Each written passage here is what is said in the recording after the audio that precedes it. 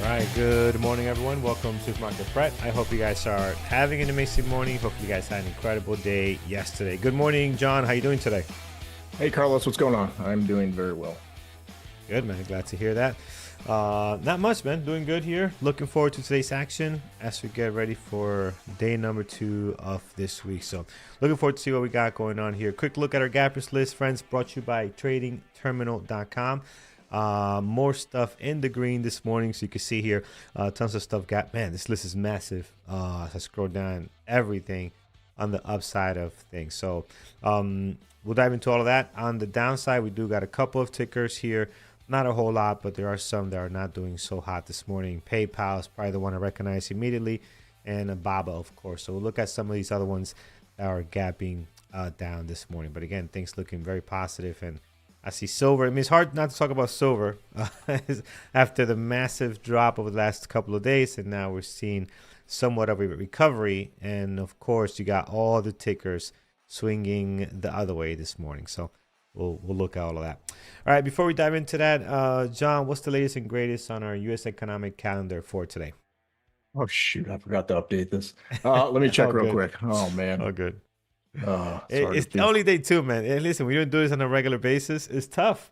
You know, it's so many little things you have to do. So I get it, man. So there's nothing today, thankfully. There's a Fed president talking at 8 o'clock. We're not really getting excited about that anymore. And then job openings would be at 10 a.m., but it's delayed to be rescheduled. So apologies for not filling that one in. Yeah, no worries, man. Well, so not much coming off of that anyway. So our gappers list is where we're going to be focusing on. I know we have some earnings that took place, and also some that are coming up throughout this week. That should be exciting also. All right, so clearly off this gappers list, clearly, as I mentioned before, silver is all over the place here now on the other side of things. We'll see what some of the tickers that we could look at. But let's focus on these top 3 or so that we have here. NPT up 56% this morning. Low flow stock sitting just under 3 million shares flow is what I'm showing here. Oh, wow. This thing was as high as 30 this morning. Well, it had one 1 minute candle that went from about $9 to $30, and it has since gone back to $9. I can't find any news on it. This is the kind of stock that's going to break your heart, people. This is the one that's going to wreck you. This may never go back up to 30 ever again in its life, or it could do it today. We don't know, but it's too unpredictable. We don't even know why it's moving. I don't know why it's moving. If you know why it's moving, let me know. But yeah, it looks like some nonsense. What's the float on this actually? It's like 3 million, like 2.9 million shares flow. So it's tiny. It's low. Yeah, it's very low. It's not as low as it could be, but that's pretty low. Yeah, so I would watch out for this one. I mean, this is it says Texon Holding. I don't even know if I wrote down what kind of company it is. It engages in supply chain management businesses in China. So you couldn't be more broad than that. Oh man, this has a red flags written all over it here. My goodness. All right. There you have it, friends. I mean, who is buying up here? Who is buying at $30? A stock that was just a minute ago at 7. Somebody trying to get in on the phone, Carlos. At $30. After it went from 7 to 30, you're gonna buy up here? It's never gonna compute in my mind who did this. And it's paying the price right now. So all right, there it is, friends. This is one of the train wrecks you can't take your eyes away from. I'm gonna look at it. I'm gonna put on my popcorn ticker right over here, NPT. I will definitely be keeping an eye on that thing just to see what happens. It might be done. It might never do anything, like you said, ever again. It might just go back to $6 and not be a thing ever. But let's see.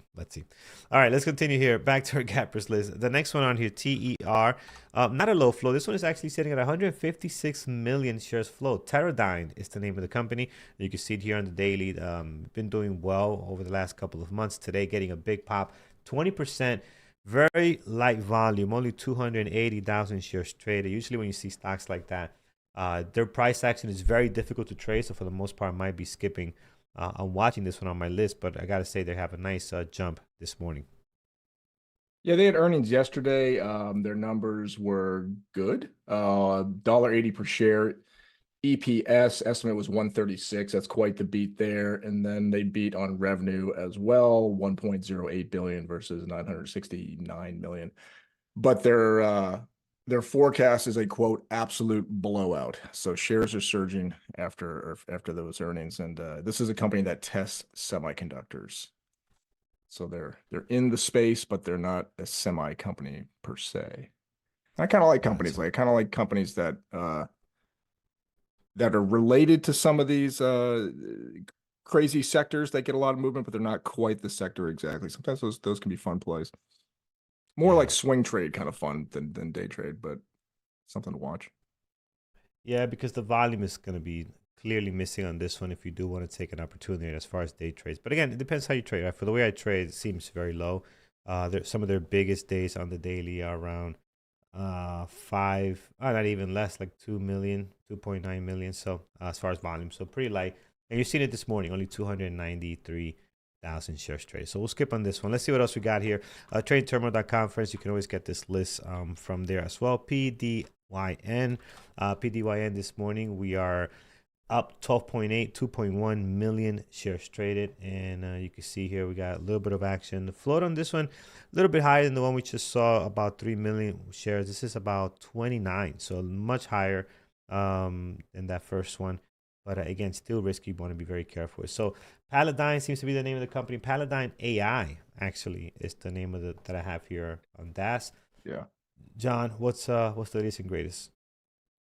This is a defense company. They do autonomous solutions for things, advanced avionics, precision manufactured components, and most probably importantly, UAVs.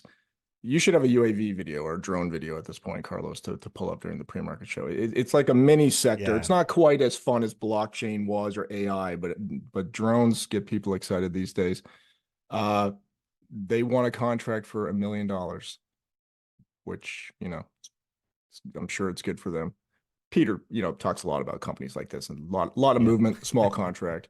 Could Yeah, be day tradable, perhaps. I don't know. Not something I'll be not looking at. sure. Yeah, I won't be looking at it. I'm actually trying to put up their website, see what they do, but I'm not getting a whole lot. But yeah, it's another one of these drone. Yeah, these drone companies that just keep popping up here. So they're definitely the sector's hot right now. As far as day trading, I don't personally like it, so I'm gonna be skipping on this one today. Here's one that a lot of us love is PLTR. So let's see what PLTR is up to this morning. We're up 11.9, 4.5 million shares traded. So we definitely got some good volume in here.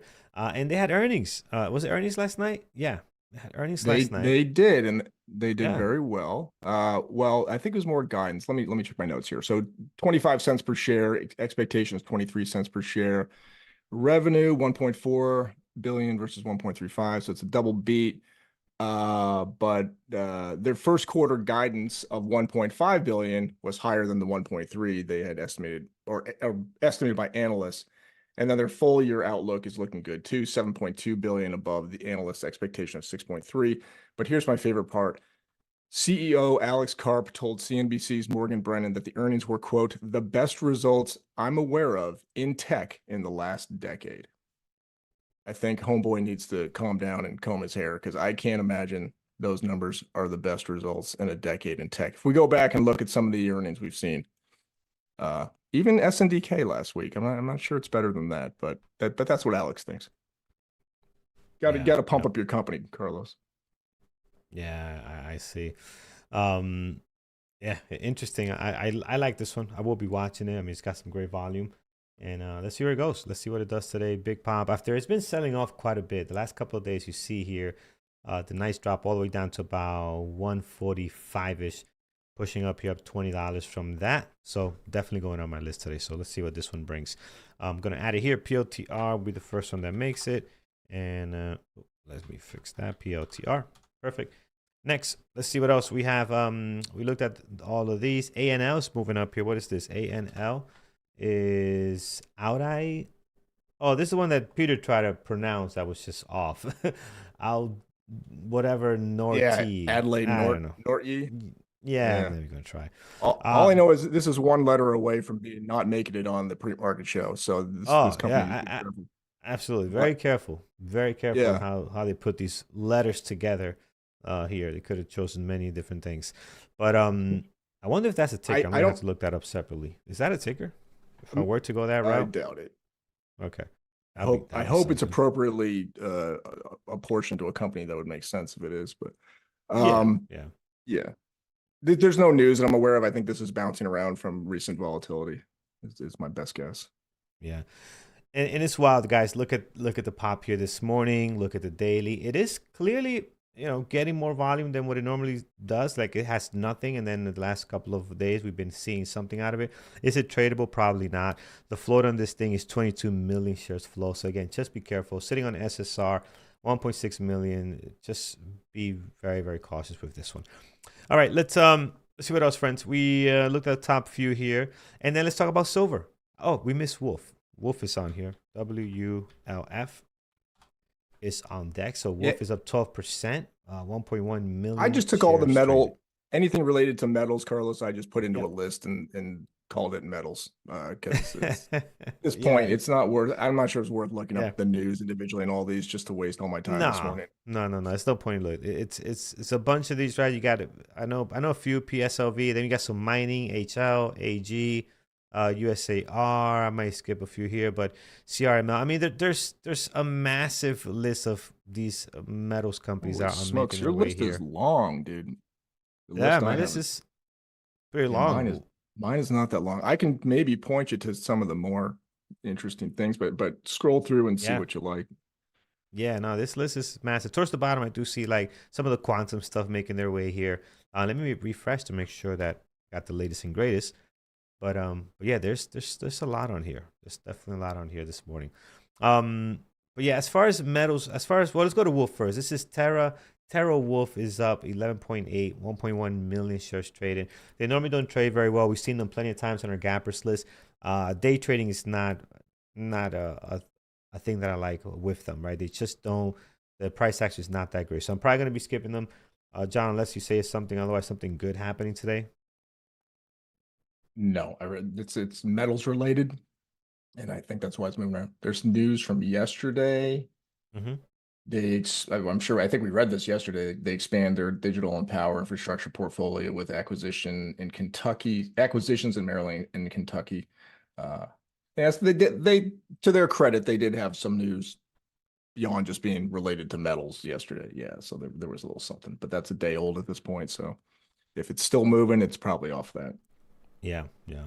Not the favorite ones to look at for sure. Now I know you mentioned you had a list. What are your favorites out of if you were going to watch this? What would be your favorite out of the silver stuff? Like, what are you looking at?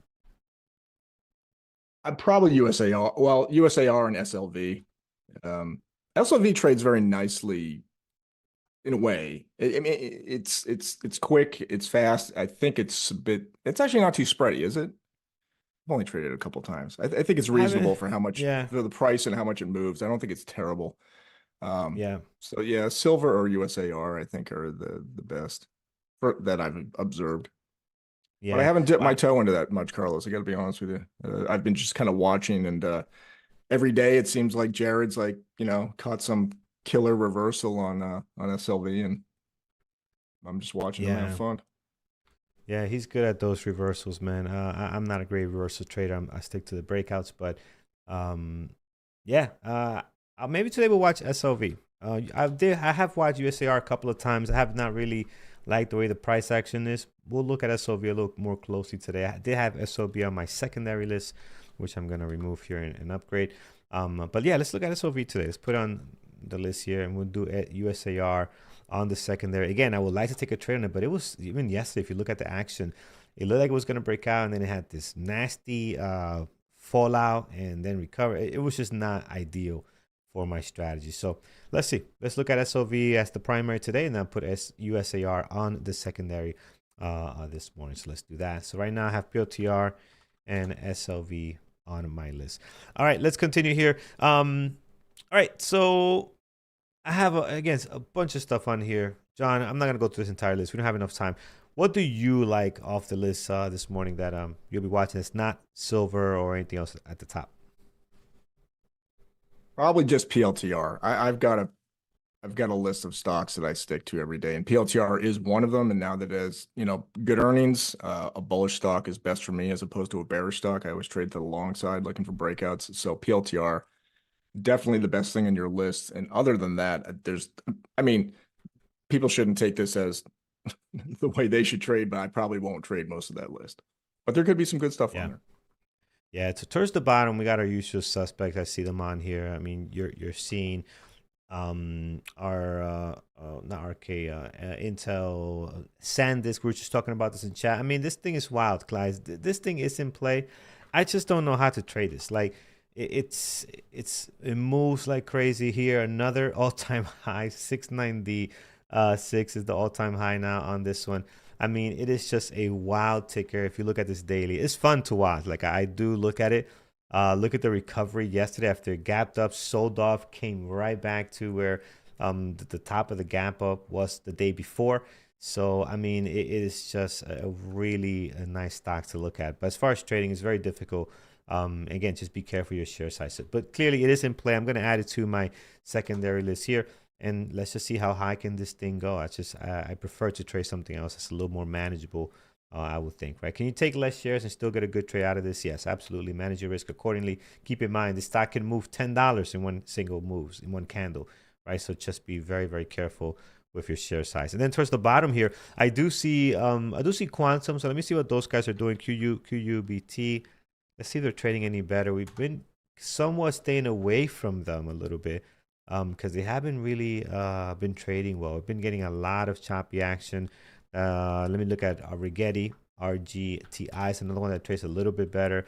I see yesterday they had a nice little drop here, but other than that, they have not been great. So I don't know. Don't know if I'm going to watch this one. Maybe today, RGTI. I love the daily on here. Look how much weakness we've seen over the last couple of days, getting a little bit of a bounce. This morning, 2.5, but the volume is not really there. So maybe on a secondary for now, we can always come I was back going to to it and mention see. that Yeah. Mm-hmm. I was going to mention the quantum stocks are all up a bit, but you got to keep this in perspective because a lot of things are up this morning across a lot of different sectors, and we have a lot of stocks up 2, 3, 4%, 1%. So the quantum stocks are all up like 2.5%, 2%.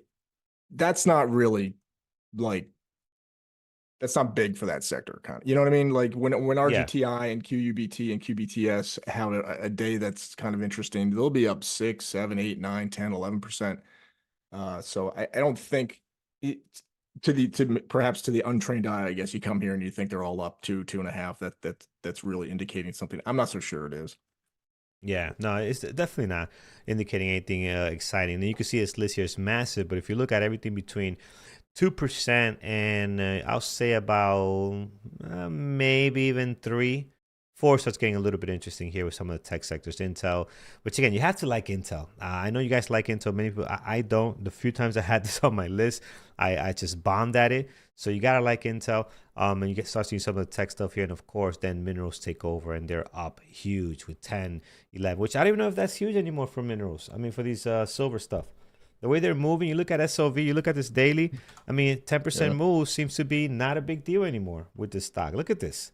Look at this drop. 90 to what? 68? Back to 70, back to 80 today. I mean, from 110, like it's madness. So again, this stock is up 10% today. It's like 10% is nothing compared to what it's been doing the last couple of days, right? So let's see what it does there. But yeah, as far as the gap up list, I'm not seeing a whole lot that looks great. Just a lot of stuff bouncing. I do want to watch one of the quantum tickers in case something happens there. And then CoreWeave, I think, could be nice too. I know that can trade very well. Today, the volume is very light, only 269,000 shares trade. So again, not a whole lot of volume, more of a secondary, if anything, if we do like to put that on the list. So, all right, we'll stop here in the gap up. Let's take a look at what's capping down. So leading the way here today, PayPal, which again, we look at this stock a few times a year, four or maybe less times a year. And today's one of them. It is down 18%. Look at this massive drop here. I mean, clearly somebody's getting fired. John, I mean, what is going on here? Yeah, they had earnings. It was, I actually think no, they missed double miss earnings and in revenue. Their call was at 8 o'clock. I didn't check in since then. So I think whatever they said on the call, they probably reduced guidance or something because yeah, here it is right here. PayPal sinks more after forecasting weak 2026 earnings. So it's a triple bad, and it's got the worst kind of bad. It's got the reduced outlook for the forecast. So Wow. not a good time for Right. PayPal. I remember that was a stock a lot of people had a lot of long-term faith in, and it's I been a mean, rough one. it's a payment processing company. Like who's taking their business? I mean, look at this daily, man. This is brutal. This is brutal. Yeah. So who is taking PayPal's business? I mean, it's just I don't know. I guess Not in good the for end them. they just didn't have a good moat around whatever, I could see why people got into this initially. You think the world, if you go back years, like it's just a whole new way of transmitting Yeah. money and dealing with payments and stuff, but I think they've just been consumed, I guess, by other companies. Wow. I don't That know. I don't is follow it, but it sucks. yeah. It's down a lot. Bev says Venmo. Venmo. I mean Venmo. I guess. I mean I don't know. Is Venmo a publicly traded company? Are they public? No, but they would guess they're taking away some of their business, right? I mean, Hmm. I don't use PayPal much. You know, almost don't use it at all. I use Venmo quite a bit, but even before Venmo was a thing or Zelle, there was PayPal, and I never really used it, so I'm not real familiar with all Yeah. its functions. After Zelle, I don't use any of these things. I just Zelle everything. So yeah, it's crazy. Adele says someone is literally getting fired. The new CEO. Okay, all right. So someone is getting fired. They should. This is horrible. Okay. People are getting grilled by the Apple, PayPal, and Zelle. Yeah, I can see Zelle. I mean, once Zelle came out, that's all we do. All we do is sell in the between the family. So, all right. PayPal definitely on the list. I think today could be a good one. Look at the volume, guys. 15 million shares traded, down 18%. So this clearly is going to be in play. And let's see how low can it go. I mean, clearly not having a good time. So PayPal going to be added to the list over here. All right, let's see what else first. So gapping down this morning, we also have RELX. It's another one, and this one is down 13%. Not as pretty as the one we just saw here. Only 260,000 shares traded, and man, you can tell the daily is just brutal. What is this company? RELX PLC. This just looks nasty. Sitting on the New York Stock Exchange, they don't get a whole lot of volume. Yeah, I don't think this is gonna be on my list, man. Not sure I if there's any couldn't news find you want to news. share. It's an Yeah. Nope, couldn't find any. It's an analytics and decision tools company, and I don't know why it's moving. Yeah, looks brutal. Let's leave it alone. Let's go to the next one. RMBS. Oh, no, too many letters there. RMBS. There it is. And what is going on here? So we are down 10%, 580 and 40,000 shares traded. Daily seems to be all over the place. How does this trade during the intraday? Let's take a look at yesterday's action. They did have a nice drop. Looks like it moves a lot. I mean, it went from 110 to 121 in the first 5 minutes yesterday. So you definitely got some movement, a very light volume though. So the issue with a company like this, guys, even one of their best days, where they're getting like 3.4, even 6 million shares yesterday. I mean, between candles, very very small volume. So my issue with that is it's very difficult to read the price action. And as momentum traders, we were constantly looking at how that price action is forming and building. So with that type of volume, that's their first initial candle, which is usually the candle that's going to have the most volume. You can see everything else just gets even lower. So I expect the same thing today. I don't think this really is going to be tradable for the way I trade. So I'm going to skip on it. But they're clearly not This having does have a good news time. though, Carlos. For what Hmm. it's worth, they're reporting supply chain disruptions expected to weigh on product revenue in the first quarter. So they had some Yeah. bad news. So it is moving for a reason, Never heard of these unlike some guys. What? things. Yeah, they have nothing going on. What do they supply chain on? Like what do they do? Do we know? Let me just Googling it here. They're a See. semiconductor company. That's all I got out of it. Actually, I didn't dig further than Hmm. that. They're somehow related to semis. Oh, okay. All right, so yeah, that's not good. Yeah, I don't see how well this is going to trade with the news, man. So I'm gonna skip it. If you guys like it, definitely put it on there. But again, Just the look at the volume yesterday. It doesn't seem like it's something that's tradable. Another one that doesn't look too good. This is SOC, and we are up. We're down 8%, 297,000 shares traded. Also very light volume, friends. So I'm gonna keep this off, John, unless you have something on it. Nope, no news. This is an oil and gas drilling company, energy company, and I could not find any news on SOC either. All right, so again, nothing to see there. All right, not a lot coming off this list besides PayPal. I love PayPal this morning. It looks great for us. And then towards the bottom, we got some better names. I'm going to skip to SAP and Baba, and then I'll go to you, John, see what else you like on here. But let's look at Baba and see what they're up to. They're down slightly, so it might not be a big deal. I do like their daily here, down 2.2, 445,000 shares traded. But again, if you have the space, you can watch it. I think we'll find something better to look at today, because sometimes they just don't trade very well. So it's one of those stocks that, hey, if you have space, don't got anything else to watch, put it on your list. And actually, you know what? I can put it on my secondary and see if anything can come out of it. If we can get a nice sell-off on it, it will be nice. We've seen some really good days, not as much as we used to before, but there can be some good action on that one this morning. But again, I don't think there's really anything going on as far as news, with just 2% down today. All right, and then SAP is another one that I know people like. They had their big gap down a few days ago, if you guys remember here, and then from there they have not done much today. Their pre-market action just looks messy.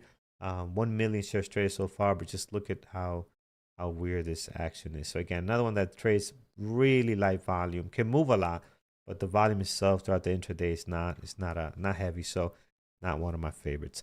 All right, John, as far as the gap down, anything that you like this morning off of that list? Can you pull it back up on the screen for me, Carlos? What do I like there? Nothing. I don't like gap down stocks. I'm very boring. I picked one stock off your gap ups, and I don't like anything on the gap down. If gun to my head, I'm probably looking at PayPal to recover some of this big drop here, but that's probably it. Yeah, PayPal does look. I mean, that's the most interesting one. The other ones, yeah, they're not so much. PFE. I miss PFE. Let's see if PFE is doing something. PFE is one that can trade well. We have had it on our list in the past, but usually they might have news today. Look at this, down 4.6, 4.1 million shares traded. So not sure if there's any news on this one, John, but this one looks like it's got something going on because they normally don't move that much. Now, unless there's some kind of article or headline, we really don't put it on the list, right? So they had earnings as well. Let's see, they beat. Oh, this is the one that beat on revenue and earnings per shares, but they indicated a revenue contraction for 2026 amid a nearly 1.5 billion impact attributed to some of its products facing loss of market exclusivity, which is a big deal for these pharmaceutical companies, right? They are most profitable when their drugs are exclusive, and then when that goes away, then it's a big problem for them. So yeah, Pfizer not looking great this morning. yeah, I don't know. Maybe it could be good. I like the volume. I like the 4.1. I like the pre-market activity. Oh, sorry. You know, I didn't mean not great for trading. I meant not great in terms of being a Pfizer board yeah, member or yeah. something. But No, no. yeah, Oh, no. You're not happy about that. Somebody's gonna lose some money here, especially if you start getting some knockoffs that can just do the drug themselves for cheaper or something, which usually is what happens, right? But yeah, maybe we'll put it on here next to PayPal. Let's see what comes out of this one. All right, friends, that is our list as we go through our gap up and down. Again, the gap up is massive. It's a lot of stuff on here. It's just getting a little bit of a bounce due to all the sell-off we've been getting. And then some that have earnings, like PLTR. And then other ones that are just basically gold and silver that are just, taking over this list again. And I will watch SLV on my list. They're up 10%. And I am going to be having USAR on my list as well, which is up about 5.8. But again, I think this stock is just a little more difficult to trade. The few times I looked at it, I have not pulled the trigger because the setup was just didn't look good, right? And they get volume, like they're getting 60 million, 40 million the last couple of days. One day here they have 120 million, so the volume is there. It's just it trades like a nicey stock after the bell rings. It's not a good one. All right, let's go to you guys. See what you guys like this morning. We'll start over in our chat room. Let's see what we have. Justin, we'll start with you. You're giving us TER. Let's look at TER. Didn't we look at this earlier? I thought we might have. I think we did, yeah. Yeah, look at the drop we're getting now. Yep, So we did. yeah, we did. Coming back to reality here a little bit. Um, I don't know, man. I'm not sure on this one. It is in play. I can put it somewhere if we have to. Uh, yeah, I don't know where to put this. I have enough of my list already. I'm gonna put in I'll put in the popcorn ticker because I think it is gonna be a lot of fun to watch it.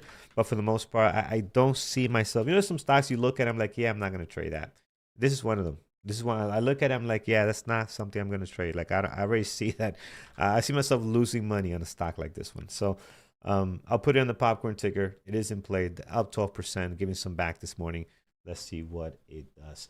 So all the P company CEOs getting fired. Oh, who's that? PayPal? Yeah.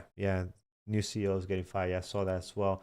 Yeah, I mean that's bad. Like if you look at PayPal, this is bad. You said John called it triple bad. So that is Triple bad, yeah. that is not good. If you look at their daily, I mean, they've fallen from the heavens here. The stock was sitting at 90 just beginning of last year, and they're losing this like 52-week low today, right? And I mean, yeah, they've been pretty bad, sitting at 300 back in 2020, 2021, doing very, very well. Look at the ramp up and this was, everybody's ordering online and all the COVID stuff, and all the shutdowns to get it. That drop, which we had a lot of COVID type plays that did the exact same thing when things just kind of recovered. But since then, they have not been able to get their stuff together. So, not good, not good. All right. Continuing here. What else we have? What else? PayPal's too. Pfizer's also getting their CEO fired. Won't be surprised. What else, friends? MU. Let's take a look. MU. I don't have no semis on my list yet. MU's difficult to trade, man. They're getting volume. They're moving. I prefer AMD or NVDA, and NVIDIA's been like Brian would call it a dog's breakfast. I mean, it has been so bad to trade, right? Especially the It's been first. terrible, Carlos. It's been brutal. It's been rough. And I'm watching it every morning. I might not have it on my list, but I always tune in to see what's going on with them, and it's just been so bad. Now, later in the day, if you're trading it later in the day, look at this beautiful drop. Way later in the day, we had this nice drop, but the morning hours where I usually trade between 9:30 and 11, it's just pure garbage. So they're not making my list, right now. But we do keep an eye on it. We will look at it and see what's going on. I'd rather look at maybe AMD. AMD was great yesterday. I know Andrew took a 1 minute ORB here. And you took this as well, John, AMD, if I recall I correctly, did, yeah. I right? took a high. That was my best trade yesterday. So Yeah. I often, trading, I try to keep simple. Often what traded well the day prior will trade well the next day. So, you can't keep that theory going forever, obviously, but Yeah. I'll be watching AMD. I have a good track record of going back to stocks that treated me well to get treated well again, but not, we'll see how it goes. Yeah. Second they play, especially on a stock like an AMD, are nice. So I'm gonna add it to my list. Their day looks good for possible retest of these 260 area if they want to keep going higher. I mean, they're looking nice there. So we'll put that on the list. Let's see what else we have, friends. Ross, ROSS. What is this? Oh, not Ross. KO. For those Ross is a ticker, which is not looking too good there. KOSS. What is this? Oh no.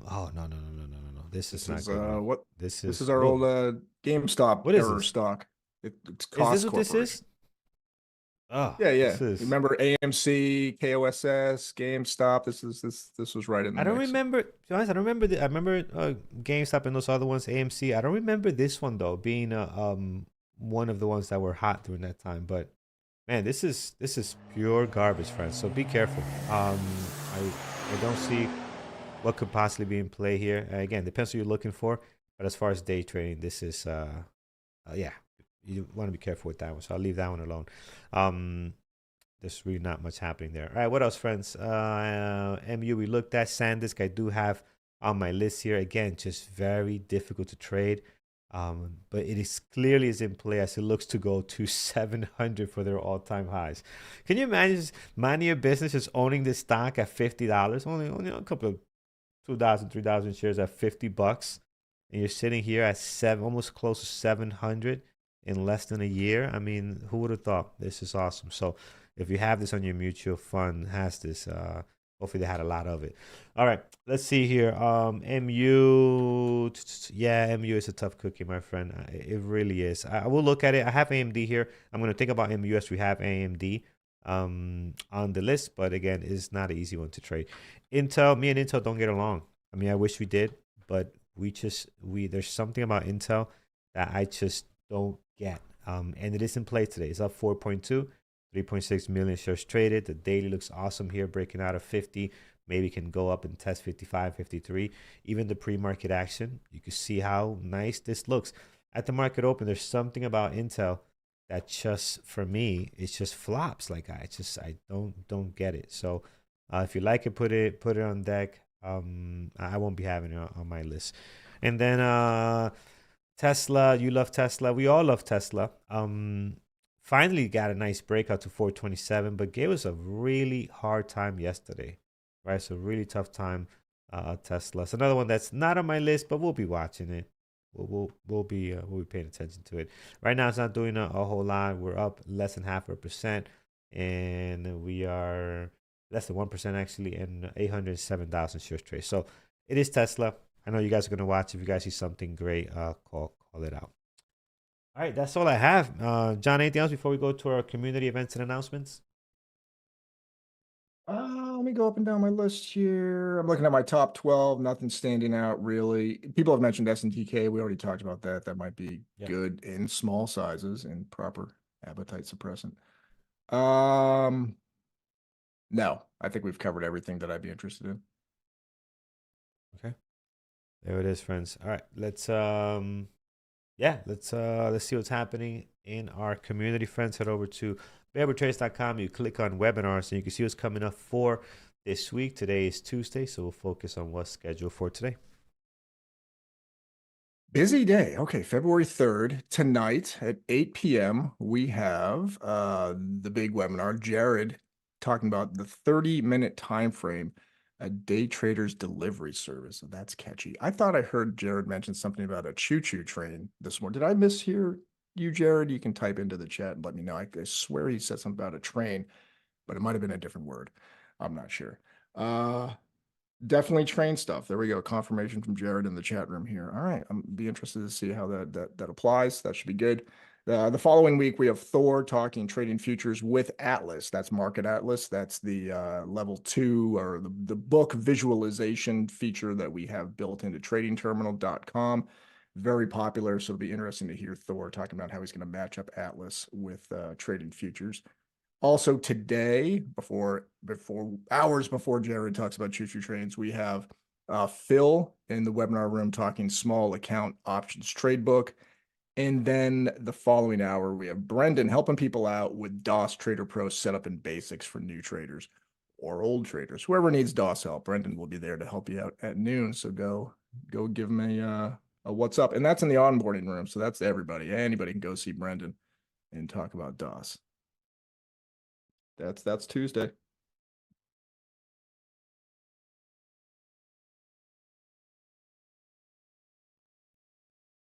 Sorry, I already muted myself. Good, I was like, I did a good job. I'm going to shut up now. I got it. Check it off. Move on. I was so excited to mute my mic. All right, well, I'm back. What are we talking about here? So joining Bearable Traders. Who's the new guy?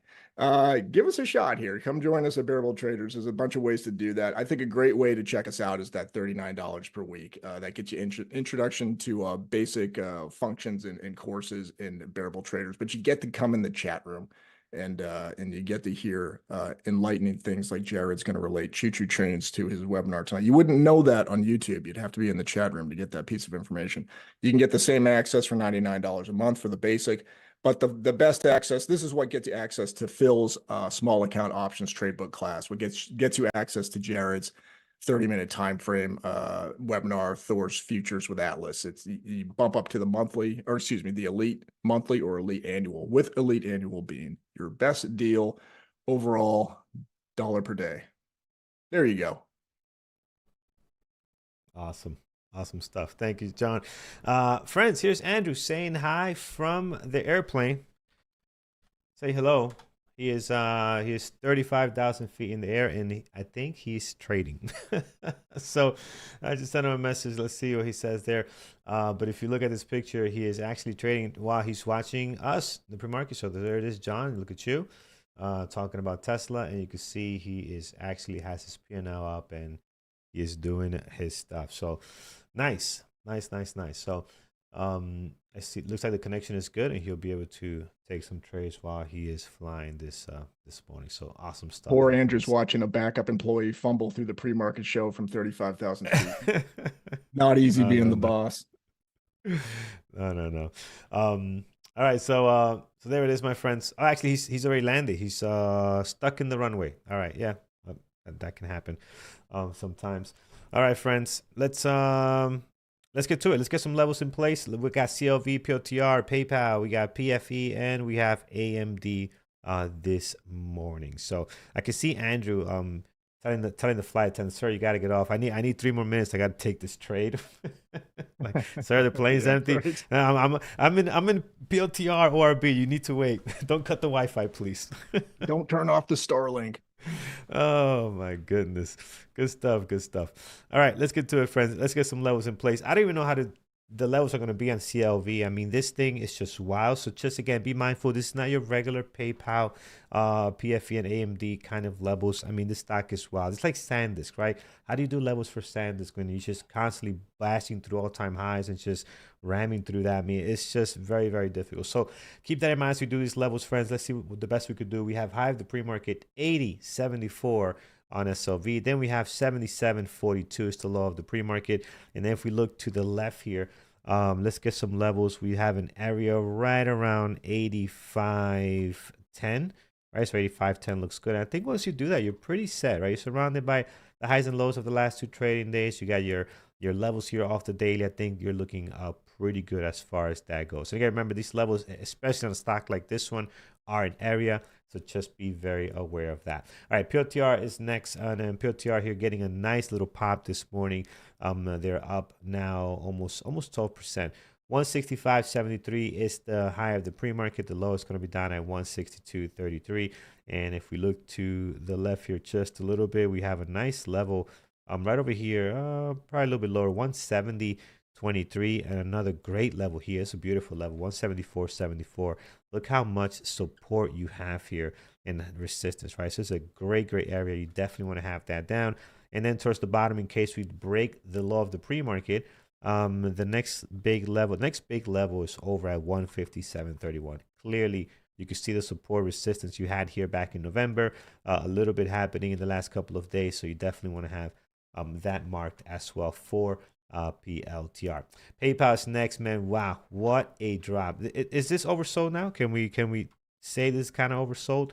I mean, the news is bad, but man, we're down 17% and trying to recover here. 42.64 is the low of the pre-market. The high is stuck between the highs and lows of the last 2 trades. Actually, a little bit above that, a little bit above that. It was up at 54.32.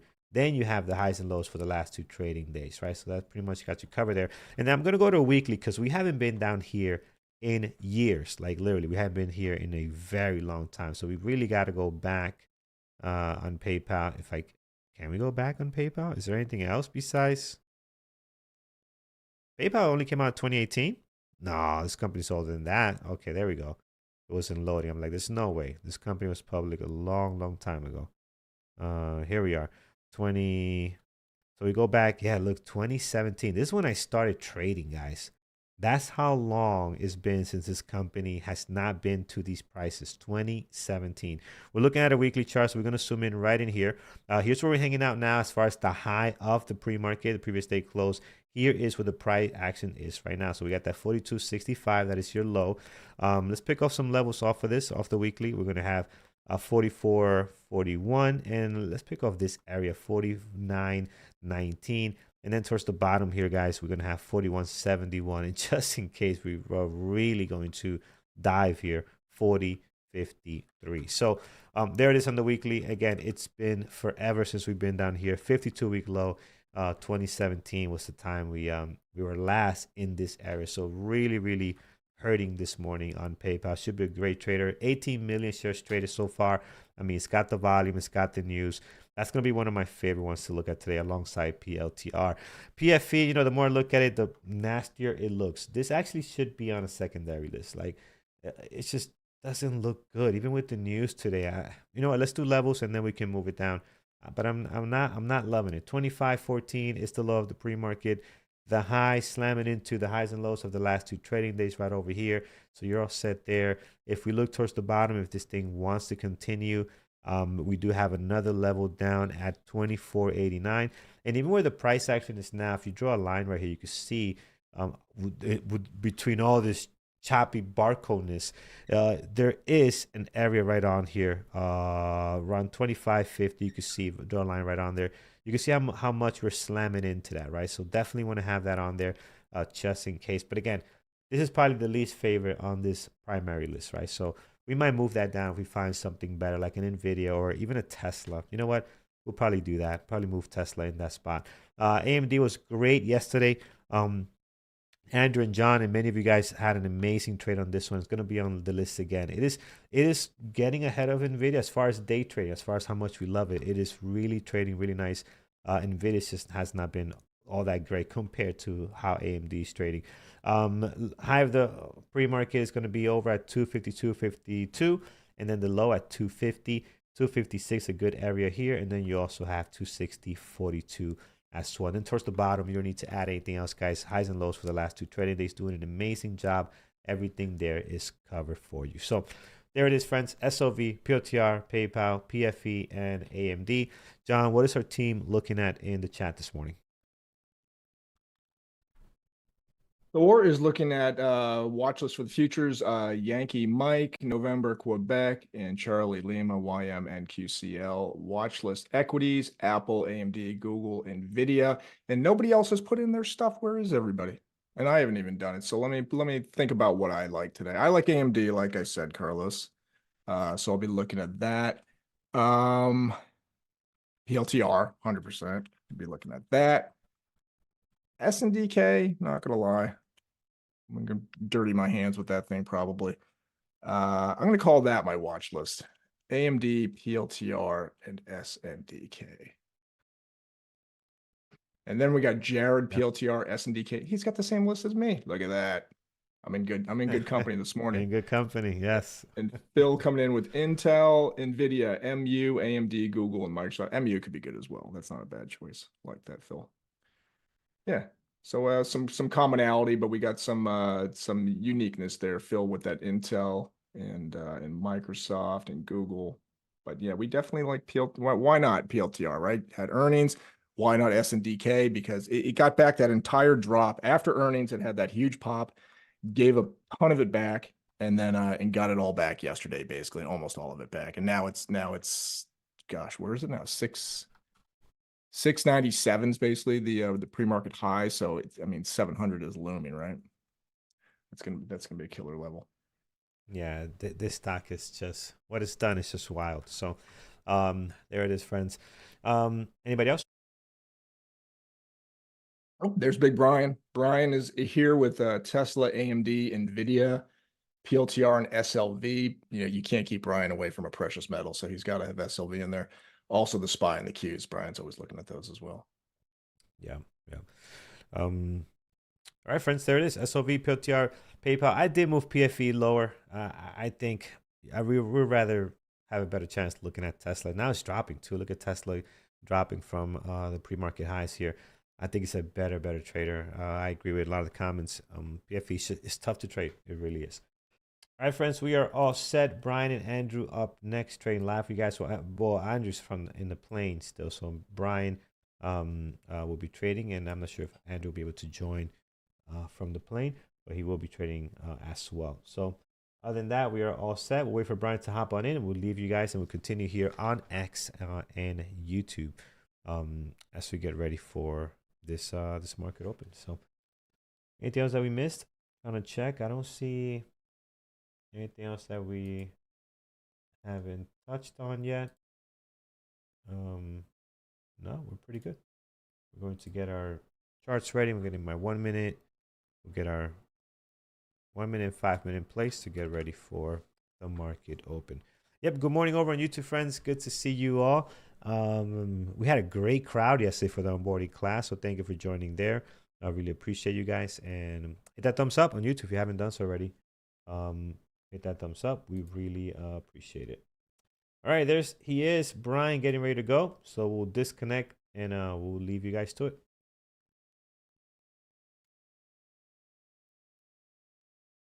All right, so we'll continue here on YouTube, friends, and Brian will continue in chat. All right, let's see here. 10 minutes. Get your body breaks. Yes, stretch. Get your coffee. All that good stuff. Make sure you get all that done. All righty. Very good. Very good. And SLV. SLV is American Stock Exchange. Yes, it should be. Okay.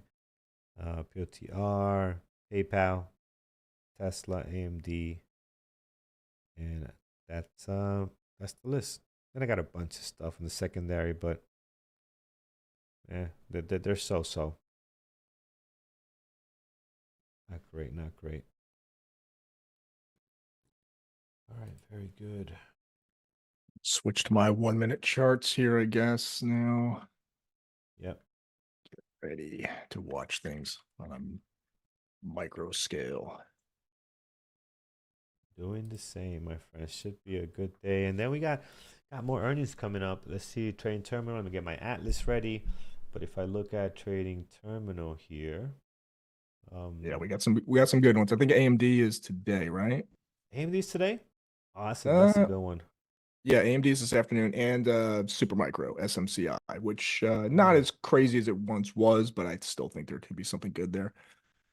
And then there's other companies, but not quite as good day traders. Chipotle. Is Chipotle still like $1 billion stock price wise? I know their profit margins were like ridiculous. Like the amount of money they make, it's like Starbucks type of profit margins. I mean, so besides when the avocados went crazy, I think they were reporting they're just going to lose money on the avocados coming from Mexico. I think that situation has been resolved, but yeah, it's yeah, you're right. So we have AMD, Supermicro, and Chipotle this afternoon, the after hours, and then tomorrow we got Uber in the morning, which again is a hit or miss on how well they actually trade, and Google in the afternoon, Qualcomm and some other ones. Snap, what is Snap up to? Snap is a $6 stock, so they have really fallen. They just never. Everyone had that with those Facebook dreams. You know what I mean? Like this. Yeah, And it's funny because my kids still use it. They use it a lot to communicate with each other. It's not like it's unpopular. Yeah, it's just they're not making money. Like how are you making money from kids communicating with each other? You're not making money. Those guys are not buying. You know, they're not my kids are not gonna. Well, my daughter doesn't use Snap, but if they were, they're not buyers. You know. Yeah. Had to throw some ads in there. I don't. I guess the kids would have ditched it if they did. Yeah. It's hard to sell these Gen Z kids, man. They're wily. And Amazon on Thursday. All right. It's a firm. Probably how are all these other pay companies doing? Like is a firm down today? I know they're payment processing. What's their ticker? AFM? FRM. AFRM. Here it is. Yeah, so they're also okay. I used to be a good day trader. Yeah, we used to day trade a lot. We did. We used to day trade them quite a bit, but not nothing happening at the moment here. So all right.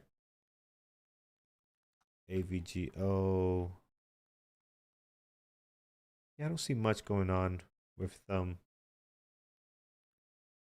ARM Yeah. was hot with the NVIDIA stuff, and they said they're gonna NVIDIA was gonna take a stake in them, but then NVIDIA took a stake in every company that had any type of computers running. So it's like they were not exclusive to that.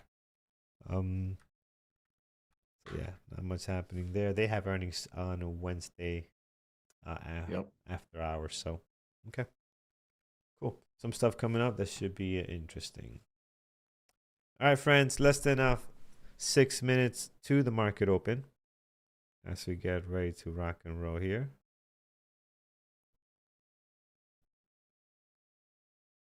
SOV doing some stuff. PLTR getting a little choppy here.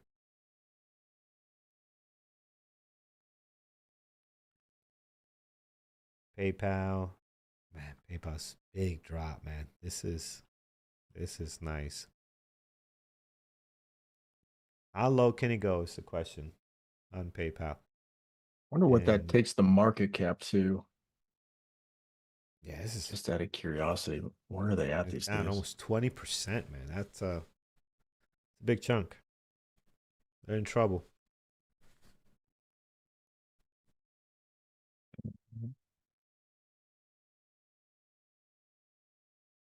Well, I see a market cap of about 50 billion, but I don't know if that counts the drop here. Because this is all like just trading terminal or Yahoo Finance. I don't know if they update for the pre-market. Anna is amazing. I love her. Who's Anna? Who's that? Is that like a CEO of a company or something? I And thought that, where is? Say it again. oh, no, I was wondering if they were talking about Anna Cooling, the author. Oh, okay. Oh, gotcha. Um, Meta. Yeah, I'm getting tons of Meta glasses ads on Instagram. I guess they own Instagram, so they, probably cheap to advertise there, right? So getting tons of that. Getting some pops here. AMD, SNDK, Microsoft, all getting a little action. Not that I would get too excited about, just seeing some things move here in the last Yeah. couple minutes before the market opens.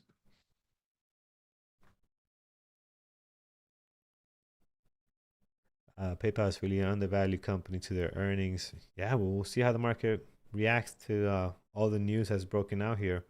Um, again, having everything be negative is not good. So um, it could be more downside. I mean, we're almost down 20%. Could be more downside here. And if people don't like what they see for the future, it could be tough to get a rebound. So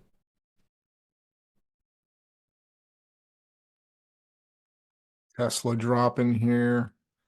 Was running up the last 10 minutes or so. It's given up a lot of that here. Might go down to the pre-market low.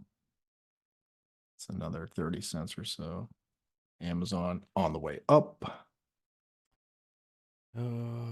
yeah, who mentioned that? Cayenne 4019. Yeah, we got the same thing on SPY. We got this massive candle, daily candle that's kind of messing things up. Hopefully they get rid of that. It's a print all the way down to about 60 something, and yeah, look, it just messes up the Oh, daily geez, yeah. on the SPY. So I get they that. got to fix that. I'm sure a lot of people are gonna start complaining, not just us, because that really messes things up here. You can go to like an hourly chart, maybe could look better. I don't know, but they got to take care of that. That's annoying. Just get rid of that. That didn't actually happen. We would be in a lot of trouble. And there would be we're having a whole different conversation today if the SPY went down to $69. Um, so all right, 10 seconds to the market open, friends. Let's focus in. SOV, PLTR, PayPal. Let's see where the action is this morning. Here it is, the bell. There goes Tesla. Uh,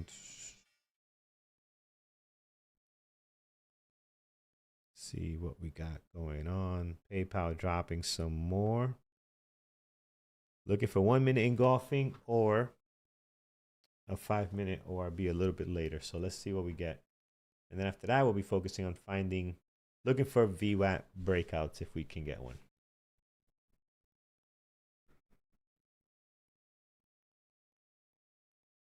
All right, seeing what's trading well. What's getting volume. Clearly, PayPal getting tons of volume this morning. SLV looks like it wants to climb. So I typically wait 5 minutes to take a trade. So Nice, I'm nice. gonna just be a little patient here and see what develops. All right, there's I some could 1 maybe minute. go earlier on a PLTR just because it has earnings. It might make a breakout earlier, so I'll just maybe keep an eye on that one.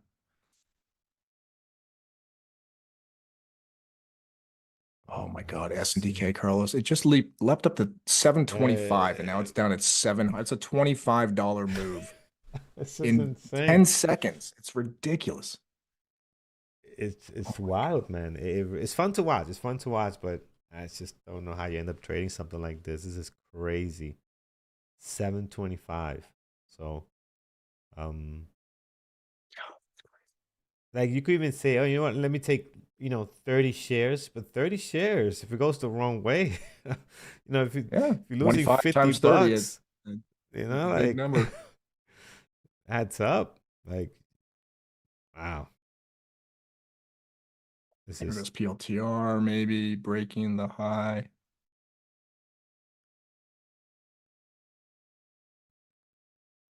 the R's a nice move up here. Here's your 1 minute range, right? It's got a nice 1 minute range. If it can break through that, you got 165.74 as well. So let's see what it wants to do. Doesn't like that 165. Yeah, look at that. Another rejection. And it's rejected all pre-market too. Had a really hard time getting through that. So that's the 1 minute range there. Let's see what it wants to do here. We have another level. This is a pre-market low now that we're battling against. It's 162.33. That's our pre-market low here that we're just kind of bouncing back and forth between the 165 and 162.33.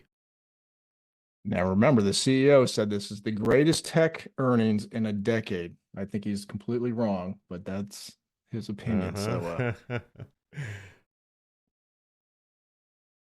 these CEOs are funny. Listen to them pump their companies. Of course. I mean, hey, he has a bonus he has to hit, right? I'm sure. He's gonna say all the right things here. Tesla's coming up here strong up into the opening high here, high day. It's also the pre-market low, so it's a little bit of traffic there.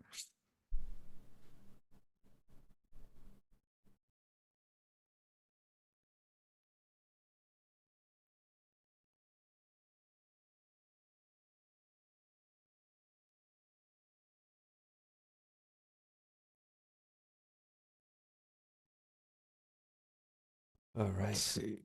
Tesla. Why do you have to go so early? Can't wait another minute for me. That's rejecting that pre-market low for now. Okay, PLTR breaking to the bottom here. It's gonna put in such a big 5 minute ORB candle. Like I'm looking at the 5 minute. I wish it would have held above 162 before making the breakdown, so I could have traded like a 5 minute ORB on it, but it's gone before that. So I'm always looking for longs, breakouts to the long side. The market is clearly going down right now, the Qs and the SPY. There's no doubt about it. The direction is down. It's typically not a good idea to trade long when that's happening, when it's so obvious that it's happening. It's not that things can't break out and defy what's going on market-wise, but you just gotta be careful. And that turn, that one candle turn, now that's what pushed Tesla right up to the high day. So it all happens so fast. Yeah. When you trade when I trade breakouts in the morning, I'm literally watching these 1 minute SPY candles to try to make sure I enter at least on one that's like chugging upwards. You know what I mean? Yeah, Like yeah, I'm it just it on the. helps. Yeah, It does. It totally does. Yeah. It's the tide. You swim with the tide. yep, yep.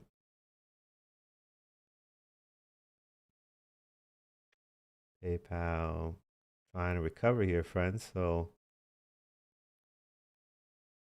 your 5 minute range. I don't like going below under the VWAP here, but again, if I put the other VWAP, it'll probably be below the price action if it's not including pre-market. But this is down so much, so you got the VWAP up here, which is the one I use. Um, let's see here. We enter here. What's our stop? Target 44.41 or stop 43.10, 40 cents.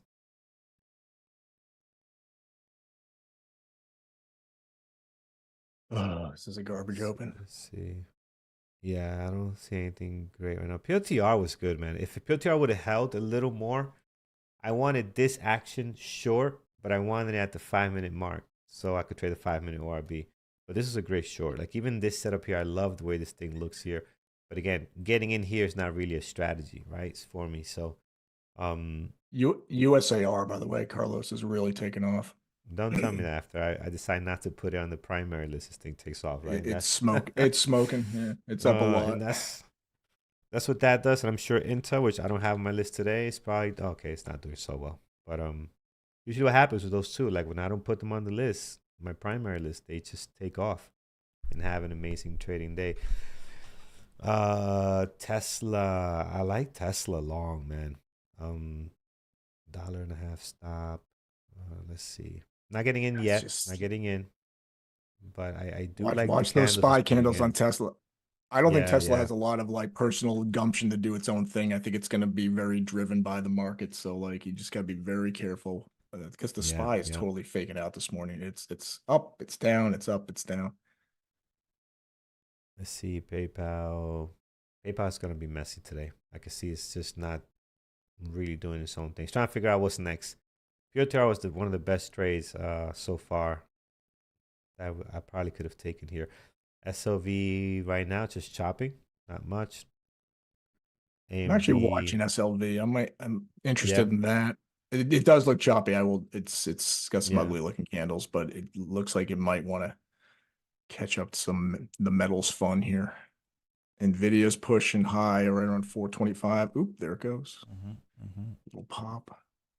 Meta broke out. God, man, I can't make a decision here this morning. PLTR, wow. What the Look hell, at you PLTR? go. What the Damn. hell? Look at you What? go. That's a beautiful. Did you guys take that? Unfortunately I didn't, but hopefully you did. That is a beautiful, beautiful situation there on PLTR. Um Mr. Davis says trash market. I don't know, man. I think it's okay. I don't think it's completely trash.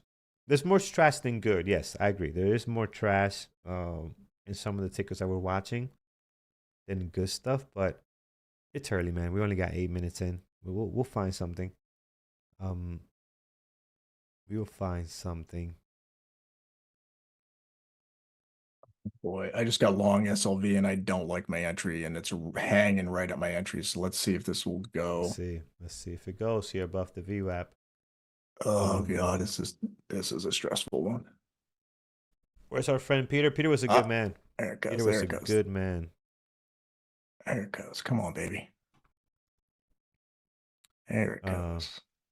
there it is. There it is. Nice, nice. That's working for you now, man. Good stuff. Yeah, I'm gonna move my stop to break even and just see if this thing will carry. This might come back. I didn't take enough shares really, but we'll see if it goes. 80s up above, that's going to be a big level for SLV, no doubt about it. So I'd pretty much have to partial near 80 or sell it all. If I even get there. But Yep. we're in at 79.20, so and stops at break even.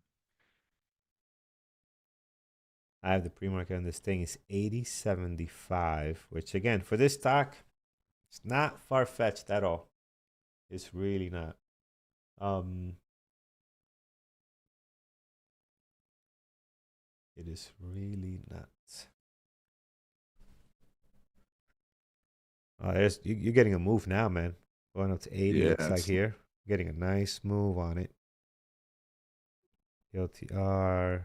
PayPal's not doing anything. Tesla's nothing. Back below Tesla's the VWAP. diving down to the Yeah, red. it's just not doing anything great.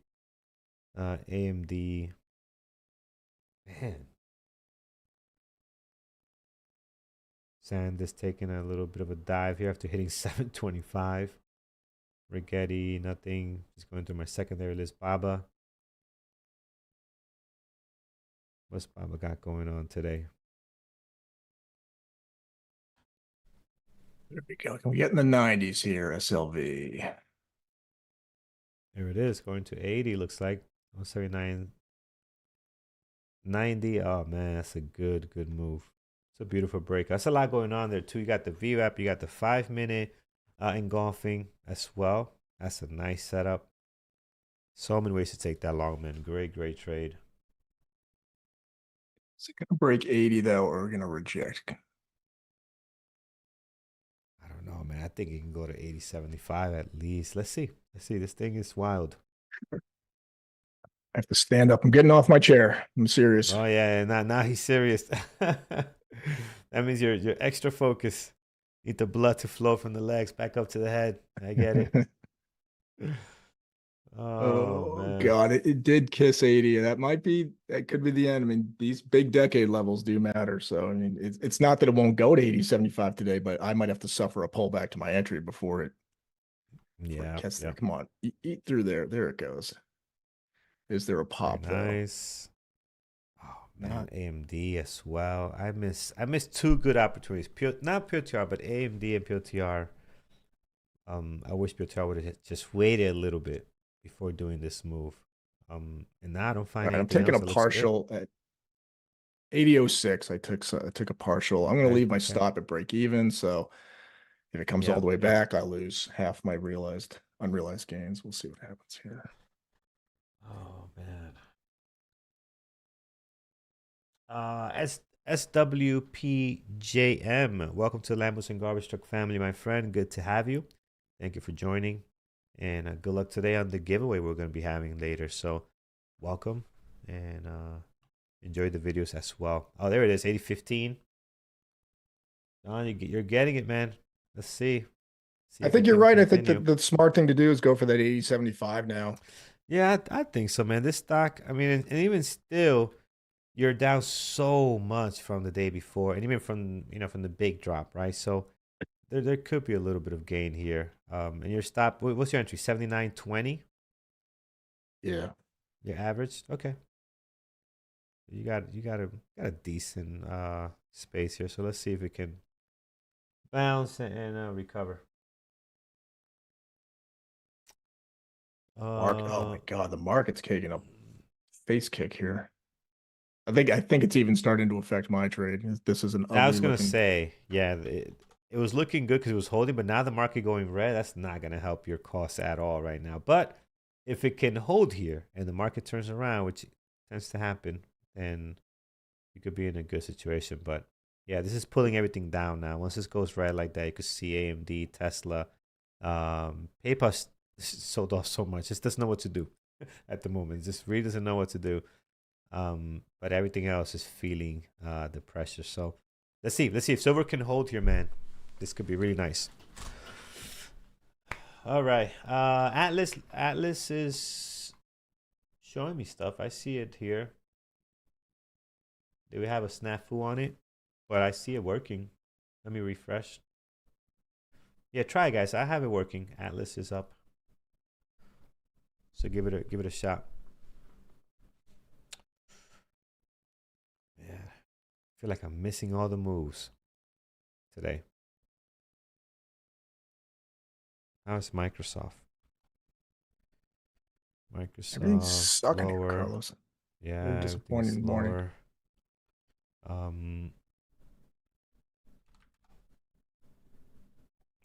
Uncle D trades your short USAR.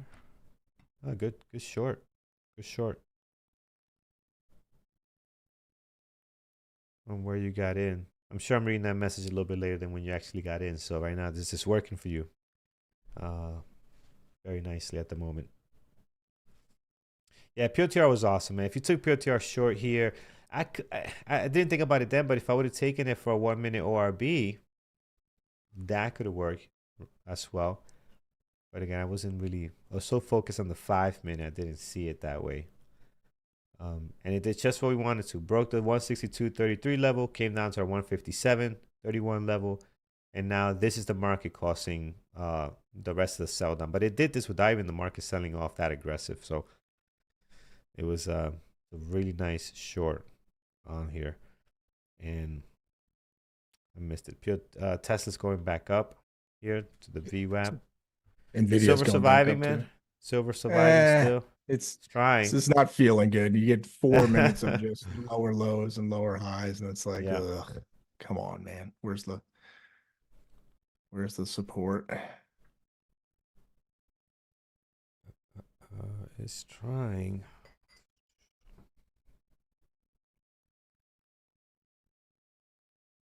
I was actually thinking of adding if it could break 80 again. I want to see the bid get up above 80, see some bullishness. That would be a bullish sign. But the last push got to 79.96. Certainly the bid didn't break that. Might add 50 shares at 80. I can't get in.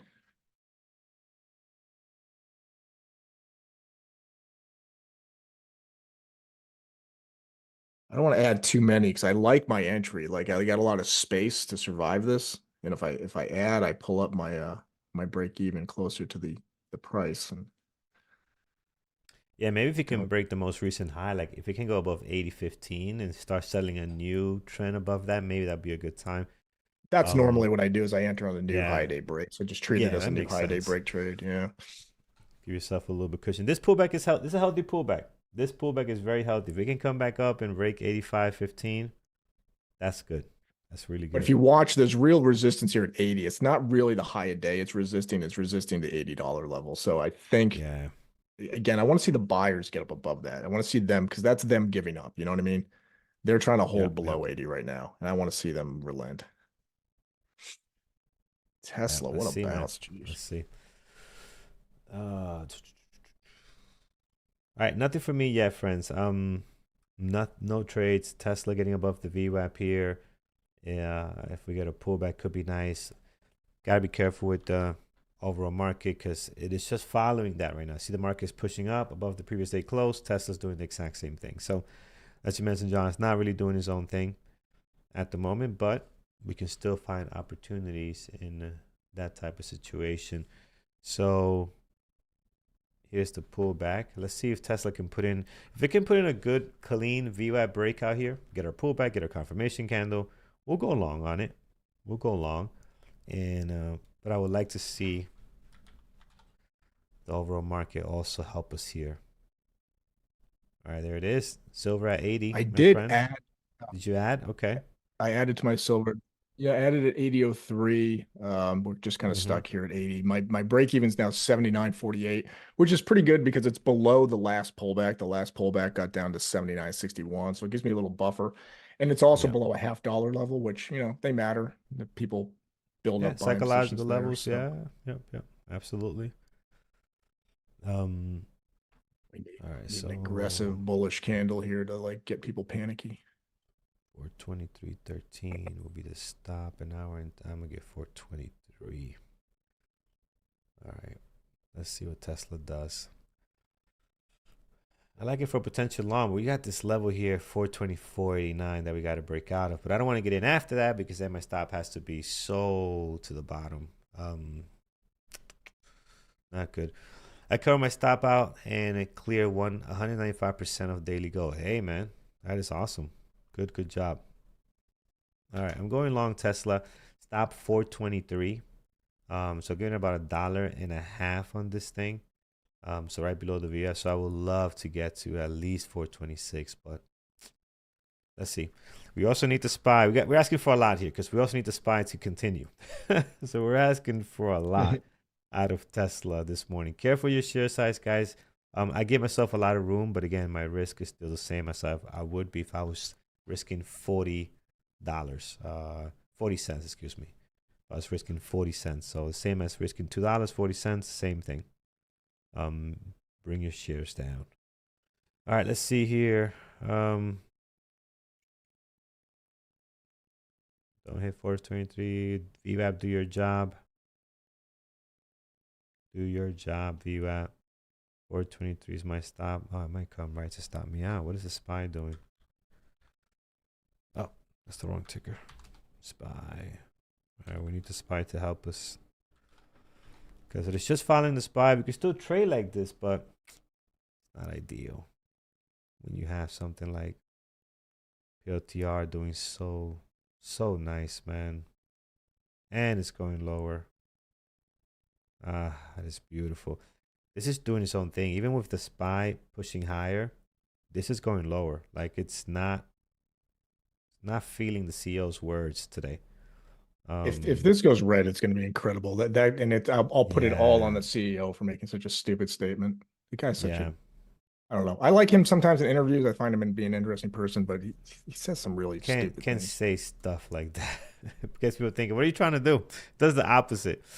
All right, here is Tesla bouncing off the VWAP. PLTR. Oh man, SOV 8075. It is going. Let's see. SOV. That is beautiful. See if Tesla can hold here. We need to really get back up. If we don't, that's not a good sign. And my Atlas acting a little wonky this morning. Oh yeah, I'm gonna get stopped out. All right, so I'm out. 423 on Tesla. We'll come back to it if it does say anything. Right now, it's just choppy. It's just continuing in this chop, so nothing to see there. PayPal choppy. Such a shame. Such great volume and did nothing at the market open. So that was trash.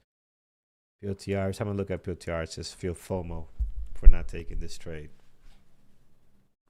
What did the CEO say? He says something for PayPal. No, sorry, for PLTR. He said like this is the best technology since what, John? Like something like ridiculously not true.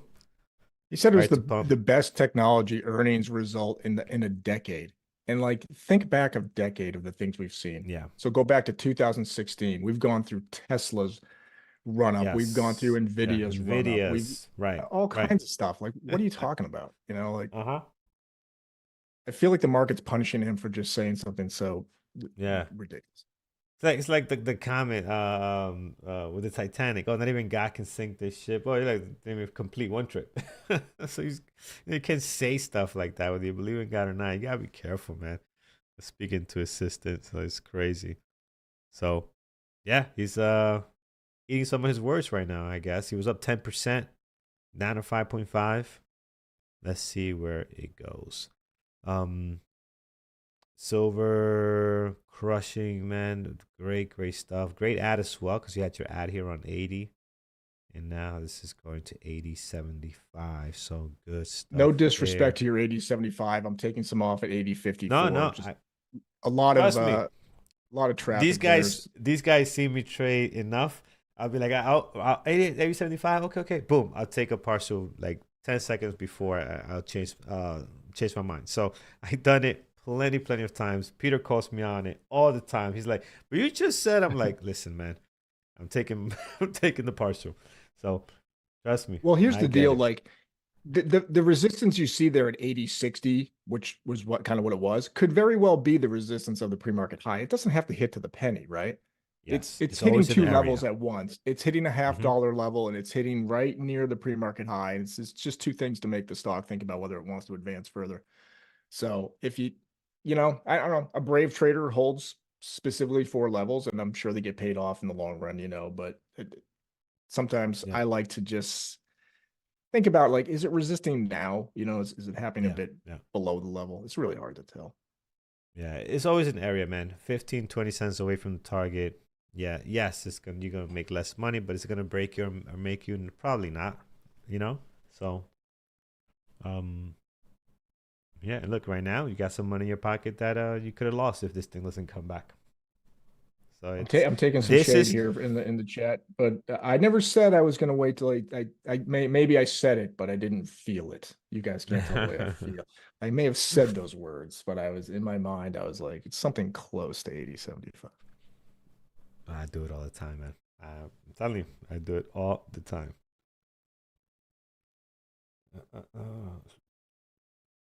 So far, it's looking like a good decision anyway. It's down to 80, Yeah. 20.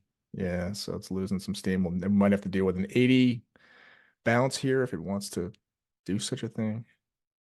And what happens is that happens more often than stocks just breaking out and going gun ho to, to random numbers higher and higher, right? This happens more often than not. So that's why partial, because at least the stocks I trade, they tend to do this, tend to hit a target and then come back, hit a target and come back. So that's what I'm really protecting myself from. Um,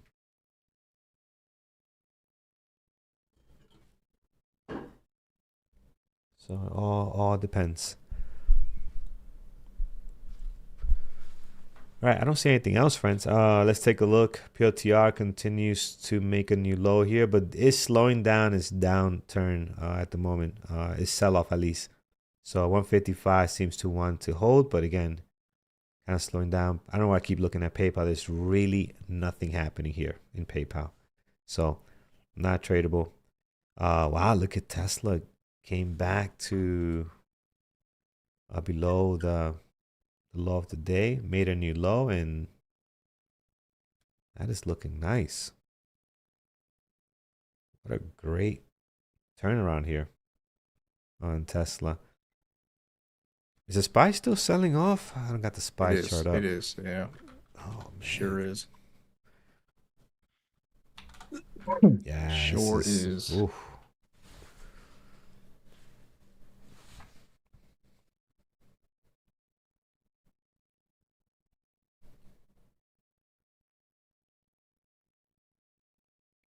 All right, SanDisk continues now in the red.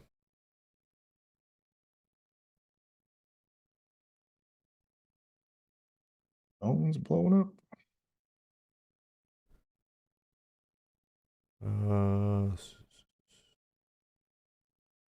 Yeah, I don't have anything, guys. I'll have to wait for some kind of VWAP breakup, but I don't see anything to take a trade on at the moment. So I'm gonna sit tight and wait for a better opportunity to come around.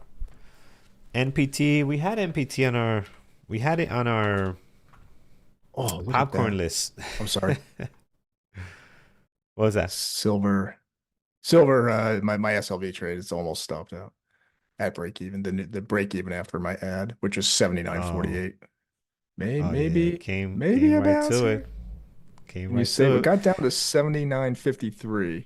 I don't think I'm gonna get saved here, but you never know. Believe in miracles. Carlos, I gotta go shut down my wife's computer upstairs. She's at work and she needs her laptop turned off for some reason. Go So I'll for be it, man. right back. Yep, no worries. All right, so let's see here. Yeah, so Frank, just one trade for me on Tesla. So we just had one trade on Tesla here, and that didn't work. But nothing else. Like I haven't traded a lot today. I haven't seen any other opportunities at the moment. I think the SPY just keeps dragging things lower, and I don't see anything else as far as my strategies right now. So we'll keep looking as things kind of turn red for a lot of these tickers. PLTR is not red because it was up like 10%, but look at that. And it's not only up now 5%. It's giving a lot of the gains back this morning after the bell. So, and look at that. Man, look at that drop. Wow. Hopefully you guys took some of this stuff, my friends. SPY is continuing to put the pressure on a lot of these tickers. And you're seeing it go lower, new low on the SPY. Not really helping a lot of the stocks here.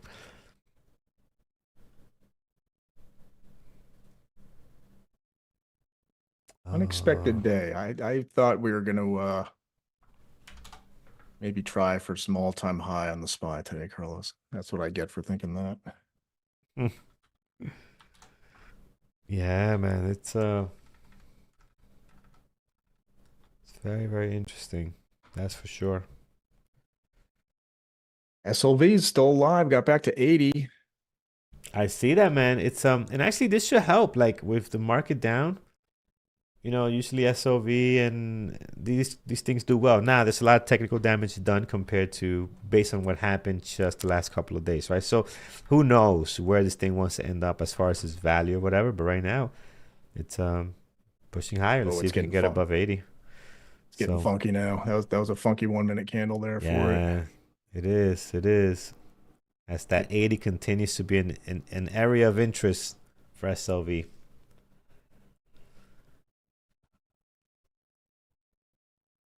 And Tesla, we just got to get away from this 420 on Tesla. I just realized how close we are to this 420. We just got to Oh get away yeah, from this number. We just got to get away from we made money yesterday on it, but it was very difficult around this 420 level. Like we actually got the breakout, but man, it traded like crap around this area. Like it's bad enough we have the SPY selling off. Now we got to deal with the 420 crowd. The psychological number of 420. I'm probably gonna make a rule. I'm not gonna trade Tesla unless it's $40 away from 420. The up or down doesn't matter. Up it's or not, down, not a bad idea. it's got to be away from this 420. Like I don't want that to be any kind of magnet that pulls or whatever towards that level. So crazy, man. This market's All still right. dropping, but there are some stocks trying to hold. PLTR, NVDA, Tesla are all trying to bottom here. SLV. Oh, I'm getting close to getting stopped out. And I'm out with Yeah, no that slippage. Thank you. good, good, good. Yeah, spread's pretty good on this thing actually. Because the sheer amount of volume that you're getting per candle, I mean, it's just nice, really, really nice. So, and if you went short early today, friends, if you went short early, you really gotta reward it. So, Oh, I'm sorry. I've had where I should have had NVIDIA, I had a Tesla chart. And so I just said NVIDIA was catching a bottom. It's not. My bad. Sorry about that. I was looking at two Tesla charts. mm, You ever have lines appear on a DOS chart, Carlos, just like these horizontal lines? And I don't know if they're at dollar levels or what, but sometimes I'll have a chart and these stupid lines will appear out of nowhere. And I don't know how to get rid of them. So I just delete the chart, make it copy another chart and just put it back in its place. lines like Just horizontal at a lines. price? I think they're at dollar or half dollar levels or both. Yeah, it's weird. Huh. I don't know where I don't know what button I'm clicking or what's going on. Oh, But it's I do like know what so. button I'm clicking. I just figured it out. It's this button. What is this? At the top of your DOS chart. If you have a menu, there's these two horizontal lines, and then there's these This two one? vertical. I can't see your screen, but Oh, hold on. I think this one you're saying. Oh, what is this? I don't even know what that is. I see what you're saying. What is that? Hold on. I think I'm it's doing it just on the putting lines at oh dollar levels. dollar. Yeah, that one. Yeah. Yeah, there it is. Okay, mystery Let me solved. see. PFE. What is this? Well, it's doing it at every. It's choosing where to put them, I guess. It's like It just does it at every price you're showing. So if you're showing 5 cents, I mean that's just weird though. It's a lot of lines. Not and then sure there's vertical lines you can put in too. why you would do that, but yeah, Yeah, that's that's not super helpful. I don't know why you would do that. Um, but hey, it's there if you need it. The time could be interesting,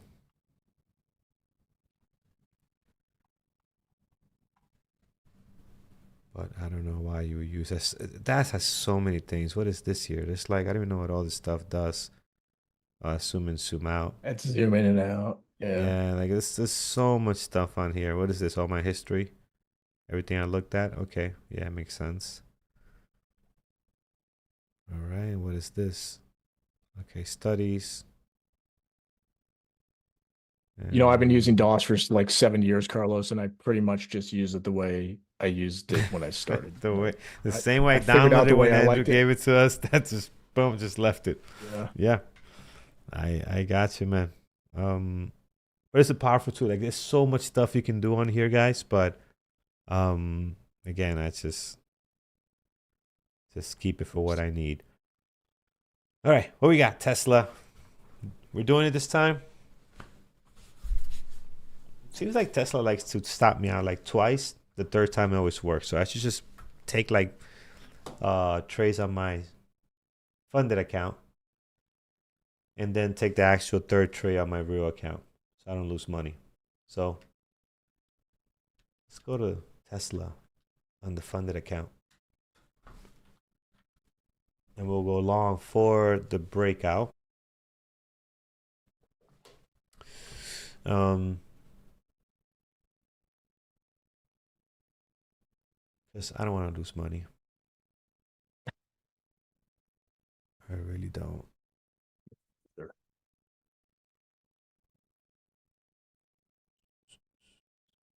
All right.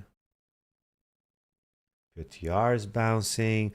I don't trade reversals, but PLTR could be interesting. But again, it's not something I trade. Um,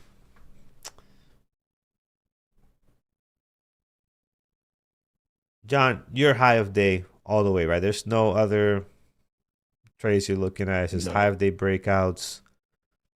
You're I not tell doing people I have reversals. statistics that show I take a high day break over 98% of the time, like Yeah. 98.5% of the time.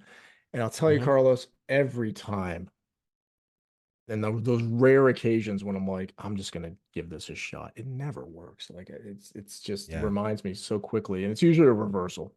I get Yeah. sucked into the like, man, this is a very historic drop on this stock or whatever, I and this is a know. great level, and give it a shot, and I just can't make money.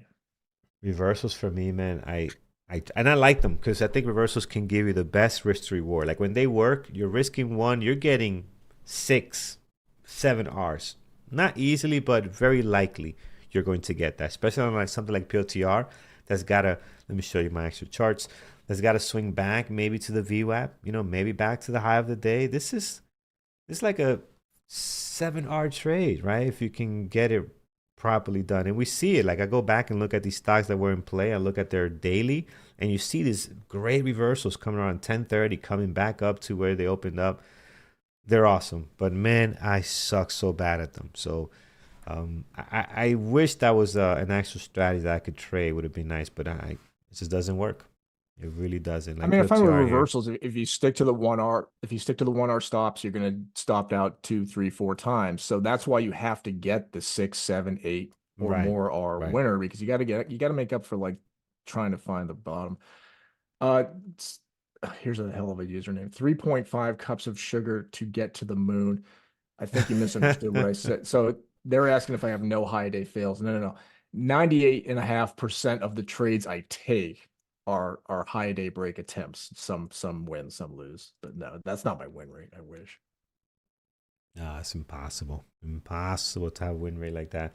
Uh Leo John. La John. It sounds French, or I'm sure I'm pronouncing it not the best way possible, but welcome. Not congratulations yet. You haven't won yet, but welcome to the Lambos and Garbage Truck family. And good luck today when we do our giveaway for the funded account. But great to have you enjoy all the perks plus the videos that we put out for our members. So congrats and welcome. All right, let's see POTR. You know what? Let's take a reversal on POTR on my funded account. So let's see. Let's just buy here. I don't want to buy max. That's how you get in trouble. Don't be buying max. Don't be going out there loading up the boat on this number of shares. Let's do 50%. I know, let's do 25% because I want to get away from. I'm up 500. So I want to get away from the 12,500. Just keep climbing slowly. Then we can risk more when our count is bigger. So we don't gotta load the boat.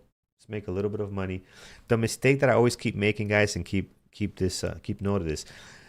I gotta be careful which screen you have highlighted. Like yesterday, I highlighted the wrong screen and I took a trade on a stock that I did not want to take. Didn't lose anything, but because I got out right away. But that's one of the mistakes that you gotta be careful. If you're looking at two different stocks, make sure that you select the one that you actually want to trade. All right, so we're long PLTR. Let's see if it can work. Watch, see, this is the stuff that gets me pissed, John. Watch PLTR be like the best trade on the funded account when I should have taken this on my live account. It's already starting to work. Like already at $50. Well, you know what's easier to do in these fake trades is they have conviction to hold for awesome money. You know what I mean? That's a Yeah, lesson to learn when you take I a fake know. trade and you hold and you Yeah. hold and you're like, oh my God, Oh, like let me see forever. how high this can go. You don't, people tend not to do that with real money and they eat No, into their buying power. They that's take so money true. off. They will not have that conviction. But if you can train yourself to think of it the same way, like let the damn winner It's go. yeah, Get a big winner, man. Make up for some losses, make up for some red days. You can do it, but you got to let it go. yeah, yeah. Very hard to do. See, we've been trading for years, and there's still some stuff that we could work on. Like that's something that I would love to work on is to hold longer on some of my trades before taking a partial, right? So there's always something you can work on, man. You never completely figure this out. So yeah, let the winner run and add to it, and be okay with the ones like I said. If you when you can get an AR trade, 7R trade, you're gonna have more 1Rs than you would when you partial and move your stop to break even, and you gotta be okay with that. And that's something I'm not really okay with. But yeah, I blew my funded account trying to train myself to stay in trends. Oh, it's not good. Uh, that's not good, James.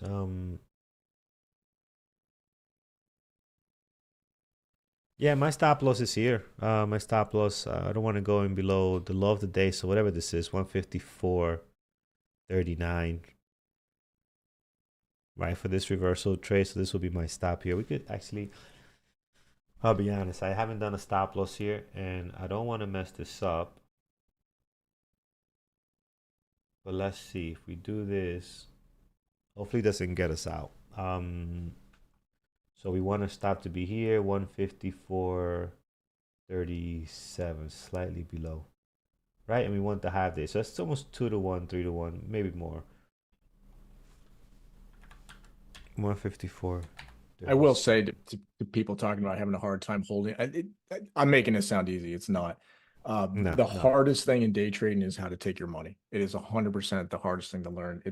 You can eventually learn a good entry. You can eventually learn the discipline to obey your stop, but how to take your money is a very hard thing to do. And people like try to optimize it. I don't really feel like there's an optimal solution to like where to partial or to partial at all or whatever the right answer is. It's you'll chase your tail for the rest of your life and the end of the universe trying to figure out the correct percentages and price movements. It doesn't really exist, but you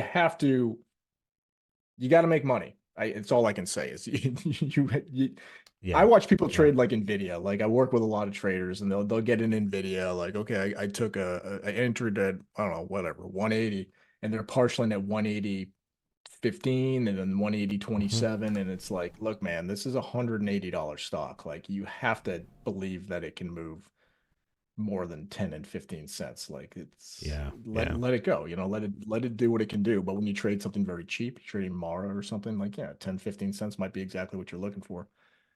But a big expensive stock, let it go a dollar, let it go $2, whatever it's Yeah. capable of doing.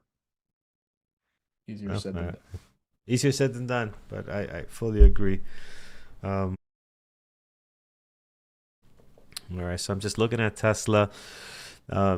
But it couldn't get to the VWAP. It got right to it.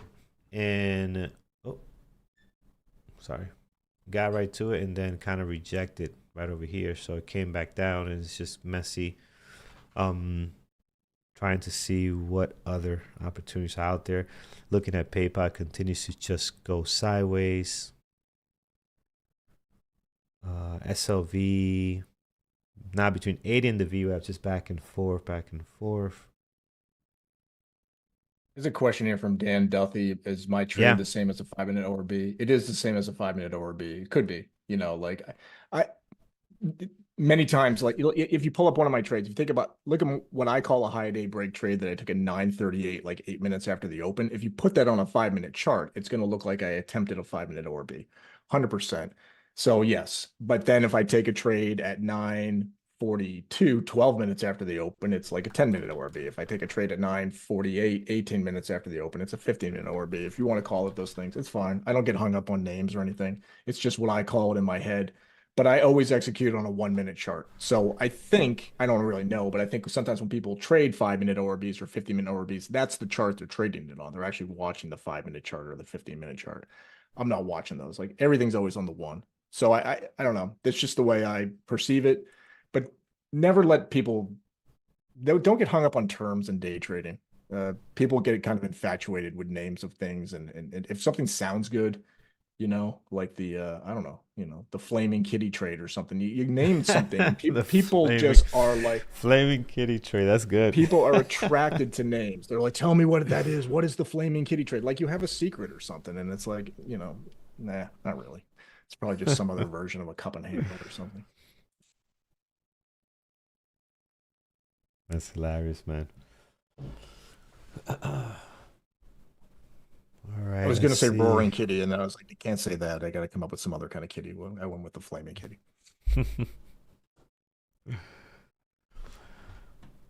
Flaming kitty. That'll be our hashtag today. Flaming kitty for the funded account. All right, let's see here. AMD bouncing. Tesla not so much. Tesla's right at the old level there, right by Yeah, no, I'm 426. telling you, I am not gonna trade Tesla until we get away from this 420. I think that's gonna be a thing for me. I'm adding that to the trade book. It's just ridiculous. I mean, and again, today probably has nothing to do with that. I think the spy just kind of messed it up a little bit, but yesterday surely did. Yesterday from our breakout, it surely this 420 really kind of messed it up. So That's a good example there. James is talking about Peter's mountain pass. To Peter, the trade that he sees is unique to him, and he calls it a mountain pass. Other people might call it like a failed it's second a high it's a day breakout, double or it's a double top. It's a double it's a top double top, reversal. right? Double top reversal. But Yeah. specifically, Um. the second top doesn't get as high as the first. He has his Yeah. rules, like there's Yeah. there's Yeah. a there's a nuance to what Peter sees, and he's looking for exactly what he sees. But yeah, in general, another trader would pull up and say, "Oh, you're trading double tops." Yeah, Right. just with my Right. own entry criteria and targeting and all that. Yeah. Yeah.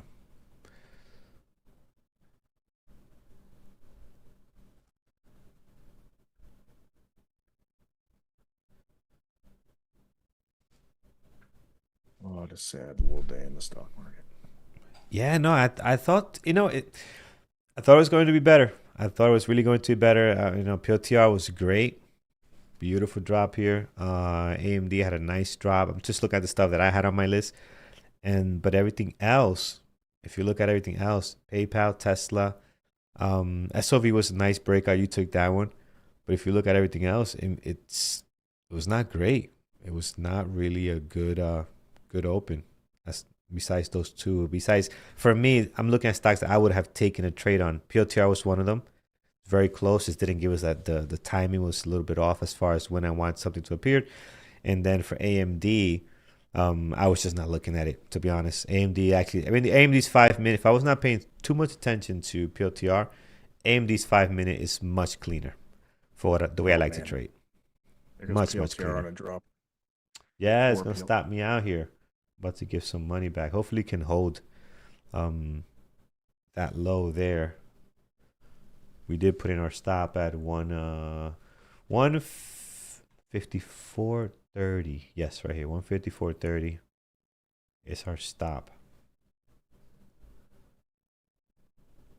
We might get some profits back. But again, trade small. That's what happens. Like we see people in the simulator, they're taking max. I took 25%. If you take max here, this loss instead of 100 and something would be like, 600, 700, 800 with slippage. You can't be doing that in the funded account. You cannot be doing that. You got to trade small, and then pull yourself away from this 12,500, right? So we get stopped out here, fine. We take a hit, but then we'll be looking to continue taking these small trades. And then later, when you're up like 50, maybe 18, 15 above, then you can start taking bigger size. But we see people just do incredible things, and we get it because I done those things in a real account, let alone a funded account. I've done those in the actual life, so I know what the psychology behind it is. Oh, Tesla AMD. bounce. Yeah. Or pop, whatever you wanna Tesla's call it. going. AMD is also looking to go.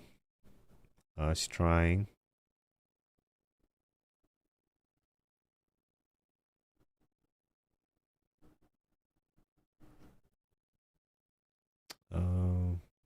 Intel, what's Intel up to? Intel. Yeah, things are just turning around a little bit here. It's just gonna be hard for my next trade. Like, for example, the best one at the moment for VWAP breakout setup that I have is Tesla. Like, Tesla's coming right up the VWAP. We got the previous day close behind us. The question is, can it have the continuation? If it breaks through the VWAP, can we get the continuation higher without the market having to put in a lot of work? So that would be the challenge. Tesla to me, but Carlos, is one step Yeah. behind NVIDIA and just being garbage lately. Like, yeah, I've it's not- very not close, enjoyed man. it. Speaking of NVIDIA, just pulling it up now, it's another one that actually traded very decent today. Actually, really good. Look at the drop here. It's another one that Yeah, definitely. that did very good today. So that one and AMD, both, man, did well. Oh, I took a painful kind of long swing trade, I guess, on NVIDIA. I bought it 155 back in I Mhm. don't know when the hell it was, back in July or something. And it got up to Yeah. 212, and I was so stoked, Carlos. I was like, this is I'm gonna get the second wave of NVIDIA craziness, and then it just got in this crummy range, and I eventually sold it like 181. So I had been up to 212, sold at 181. I couldn't take Mm. it anymore. I was like, I'm just That's out of this tough. idea. And Yeah, then that's a couple tough. days ago, I'm like, oh no, it's going up to 195 again. I was wrong. Now it's back at 180. I'm like, I'm right. Yeah. Yeah, yeah. I have no idea. Just gotta forget it. That's it. Just gotta not even think about it. But that's tough, man. Being at two something. Yes, that's it's hard. It was looking good for a while there. Yeah, it was a hard drop. If you look back when it was up around 212, once it started selling off, it took like 1, 2, 3, 4, 5 days to go all the way down to 178. Oh yeah, it was quick. It was It was not a really fun quick. ride. There it is. Yep.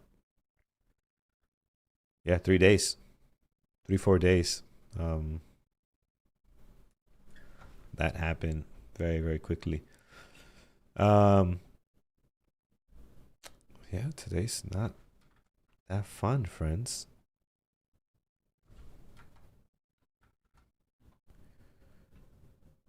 SLV. Everything is stuck. What are we waiting for? What is the market waiting for right now to start moving in a certain direction? Like, it just feels like we're waiting for some kind of news or something. What is the I don't situation? know. How does this compare to yesterday's range? Oh, I forgot we can't read a SPY chart. No, they gotta fix Can we that. back This out? just looks so bad. This looks horrible. Look at this. So we're below yesterday's low a day now on the SPY. That's got to do There we something go. with this. This is looking rough, man.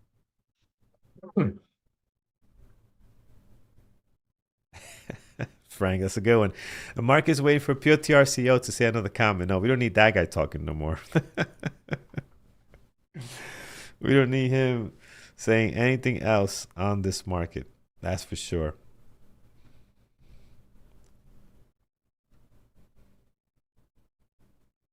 Chuck Schumer just announced he will force an extended government shutdown if the SAVE Act requiring proof of citizenship to vote comes to the Senate.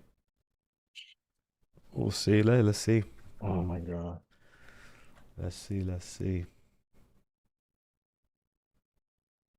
Oh,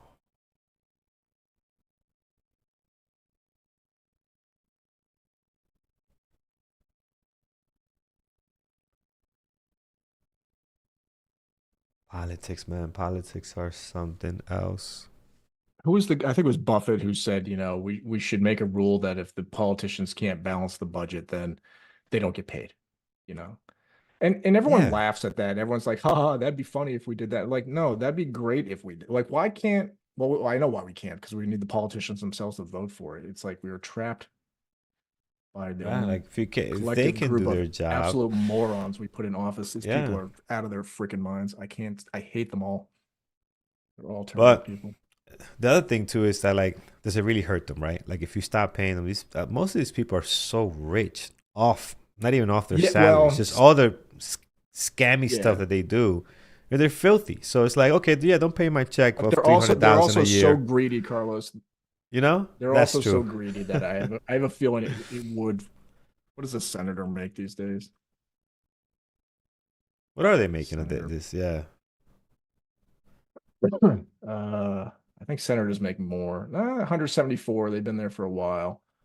And then congressman pay is maybe it's it's the same. not a lot actually. Thought it was Yeah, they, more. they get the. No, it's not. It's not a lot. I would argue they should be paid more because of how expensive it is for them to like have a place in DC, travel, their travel gets paid for, but Yeah, I yeah, wouldn't it's a mind lot that's if, covered. but like not under the current conditions of their nonsense, I wouldn't pay them more. But you know, in a more sane world, I would think they should be paid a bit more just to sustain the lifestyle. But whatever, Yeah, yeah. they all suck. But again, with all the backhand deals they're getting, I'm sure this 170 Oh is yeah, great, your awesome. Tesla's taking off here, Carlos. Yeah, you guys called. I'm looking at it. I'm seeing if it I need a pullback now. I need some kind of entry signal here. And see what's up.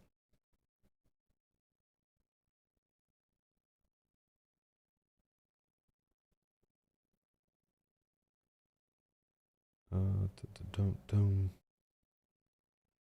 All right, here's the pullback, friends. Looks good. Looks good. What is the SPY doing? Are we?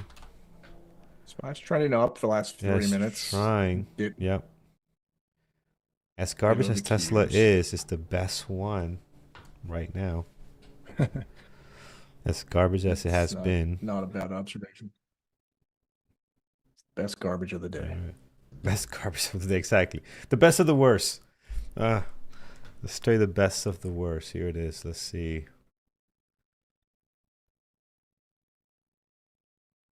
That's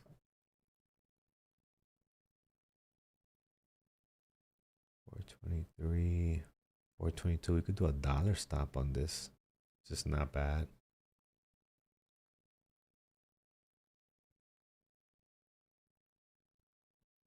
Yeah, you kind of need at least a buck on Tesla to protect yourself. Yeah, At least minimum. it's, yeah. Yeah.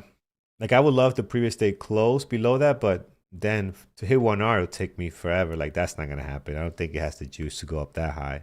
But here it is, friends. All right, here we go. We're gonna go long 423.20, 423.23. And let's see if it can hit higher. My stop 422. I really would love the previous day close, but if we do that, then for us to make money, we'll have to, wait a long time to get even 1 hour. So see what it does here. What I like about it is that previous day close and VIAP are on here. I don't like 420 because clearly you can see where the low of the pre-market is, 419.75, right? This is 420 area that we keep coming back to. So let's see if we can hold. 422 is our stop here.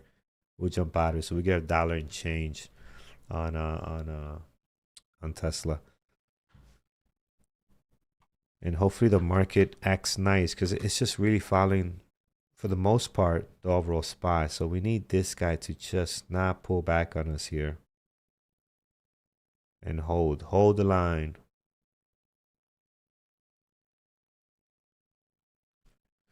And PLTR, we're just holding right above our stop right now on PLTR on our funded account. So we're just right above it. Hopefully this can become a nice double bottom on the 5 minute. So hopefully this can be a nice 1-2 and we can at least get 160 will be awesome. We'll close that out there. Let's see.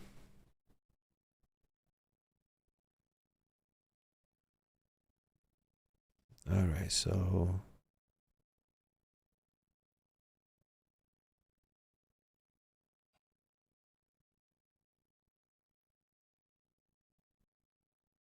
let's see if Tesla can hold. Doing pretty good right now.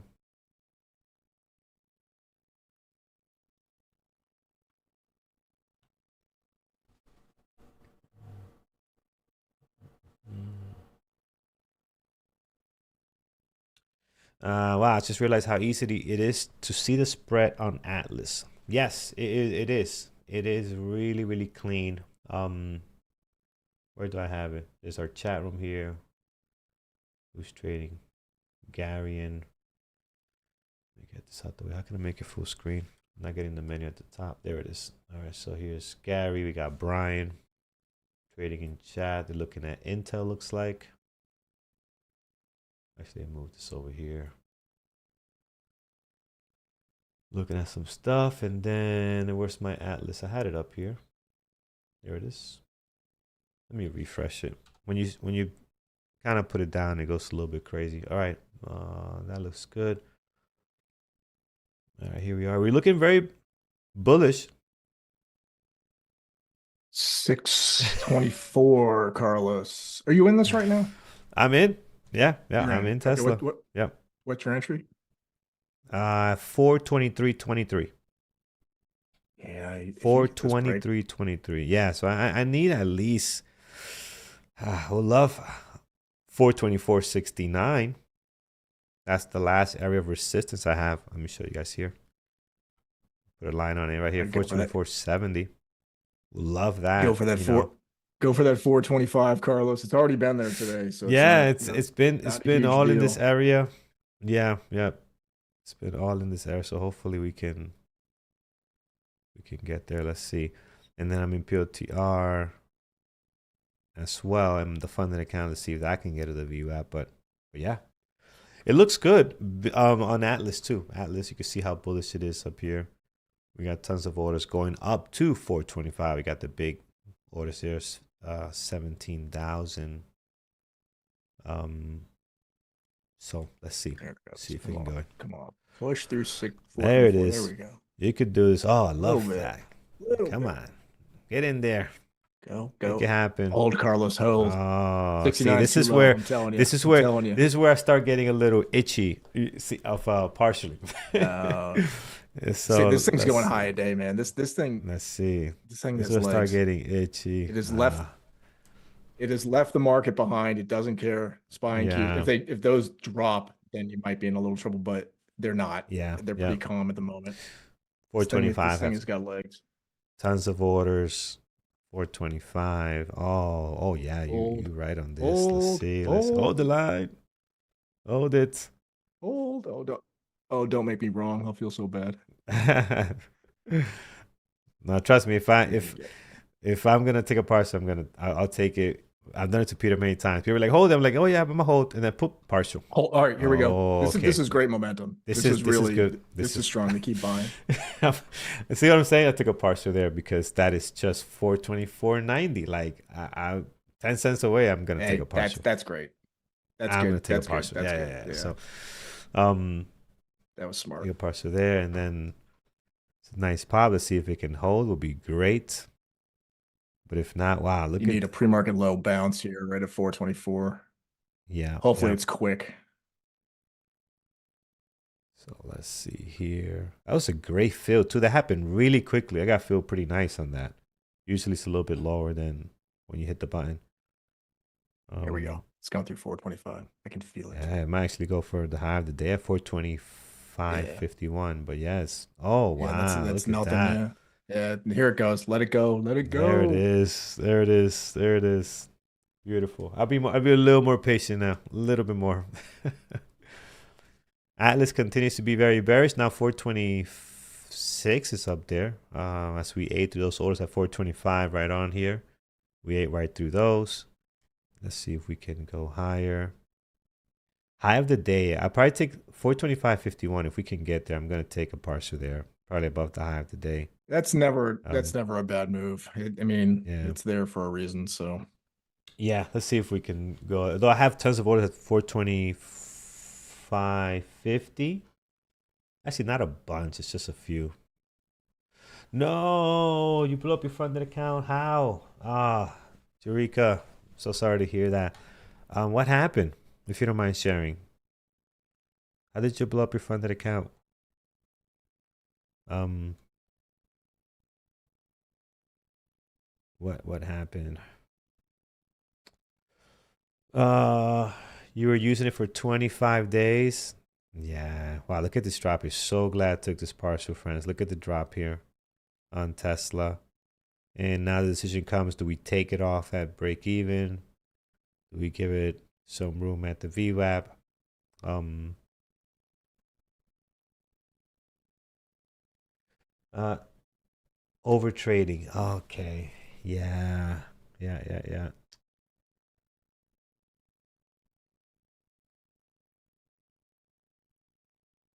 the last three spine Q candles dropped on you, and I think that's Yeah. wasn't helping Spies. get that enthusiasm to keep going through the high a day there. It got close, but it's not like you could partial very easily. It technically to 425.36, but it was there for about a nanosecond.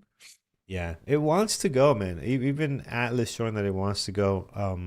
But the spy's not helping. It's really not when you're dropping like that. Um,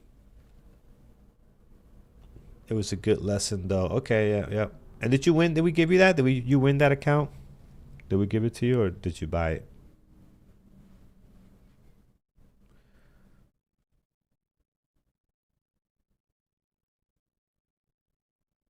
You won it. Okay. All right, so all right. Gotcha. And Jerica, so Sanos, you won it, and Jerica, you bought it. Okay. Yeah, it's So but hey, here's I'm my telling thought, you, Carlos. yeah. You've Fun. rejected the high a day already, essentially. I think if you get back up there, you don't partial now Okay. because Yeah. I think that was the rejection, and now I think this might be the push through. That's The my actual feeling. breakout. Yeah, Yeah. yeah. And a great target up above. It's a bit far, but 427 is yesterday's high. I mean Mm-hmm. that's a real ambitious move. But here you are, right at the high of day. Come on, Yeah, Tesla. Don't make a this liar out is of it. nice. This is Don't nice. make a liar out of I it. There you go. like the Good. Do that. momentum. Yeah. There it is. Do it. Do it. Oh, you I got like saved, that. Carlos. I love it. This So is it's happy for you. awesome. It's worked out really nice, man. Let's see. 426. Yeah, is 426. So now you got to deal with the issue. If you do wait for that yesterday's high, remember, like it's the same kind of thing I dealt with the pre-market high in SLV. Like, is it yeah. really gonna like hit Yeah, it and yeah. reject, or is it gonna reject like 20 cents below or something? Oh, this is nice here, friends. See what the price action does. Atlas is still looking very bullish. 427, tons of orders. The LTR is back to a resistance level. This is where it's been failing to go higher, Did right it below pop one. up? Yeah, Oh, it's coming back up. nice. Nice. 158 has been troublesome for PLTR. So if it breaks out from there, something interesting could start to happen, but it's got to get going above that. Come on, baby. Come on, All Carlos. right, here we go. Being very patient Yes. because John is telling me to be Yes. patient. You guys thought it would have been like three partials already in here. I think uh, anything near or above 426.50 is yeah, fine. it's good. Yeah. That's what I'm gonna go. 426.50. I think we're right there too. And Atlas is looking so nice for us here. We just don't need the spy to mess it up. I think you're right, John. We just don't need the spy to do anything stupid and drop us here. I think that's the biggest Yeah. challenge. But this is looking good here. Let's see if we can Well, hold. react if you watch now how it reacts to every SPY candle. Just Yeah, it's a little that's locked in. that's exactly what's happening. It's a little bit Um, locked in. and let's see how are we Here doing you go. here. Here you All right, go. above 426, guys, I'm going to take a partial. Let's see if we can get pushed through there. This looks nice. Oh, we survived. We survived our PLTR. There it is on our funded account. So let's see here. Come on, Tesla. Really? Do You're it. taking this long? Just get up there. It's built. It's building up for a move. It's either down or up, but it's building tension here, which is nice. Yeah, The drama is building just above 426. it is building nicely here. There There, it goes. there, There it there. is. 449 or 4 no 49, 48. Okay, yeah, this is close enough for me, friends. I'm gonna take a There you partial go. already. There you go. There it is. Close enough for me. Nice. Nice, nice, nice. All right, Tesla. I'm sorry about everything I said bad about you. We love you. We really do. I take everything back. Back to hating you tomorrow. Yeah, tomorrow. Today we love you. Tomorrow we might hate you pretty bad, but we love you today. Let me see here.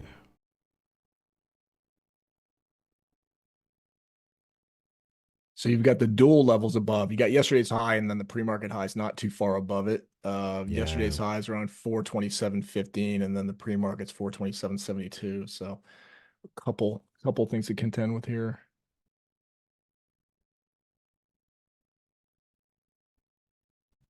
All right, man. What a nice run. Wow. Tesla. Man, oh man, 427. Well, I did not There expect you go, this. 427. I did Yesterday's not high. expect this. Look at that, man.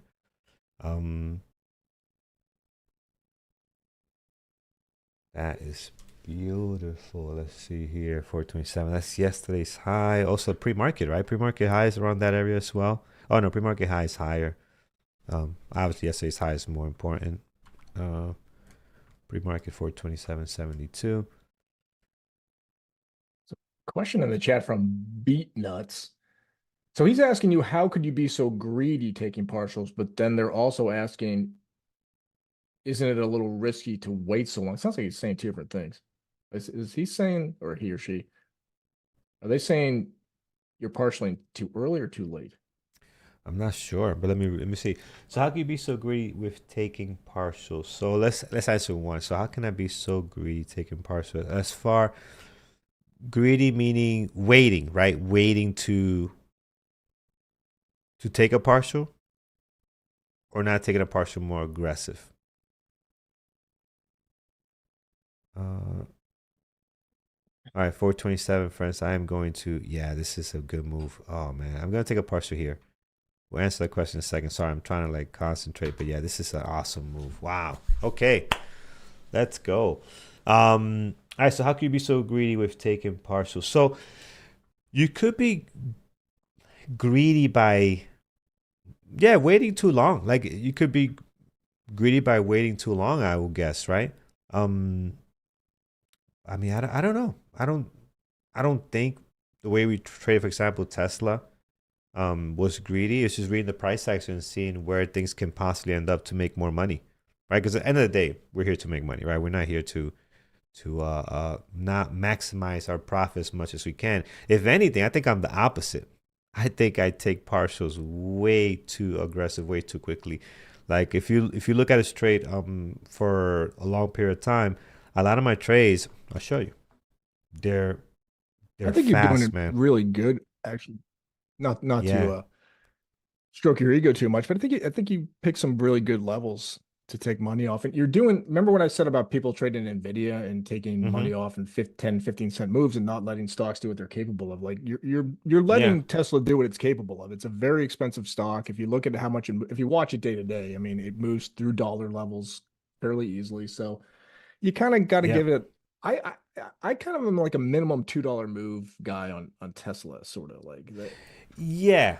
like Yeah. that. I don't know, like Uh, between $1 and $2, but like, but nothing less than that, like because it's just capable of doing this.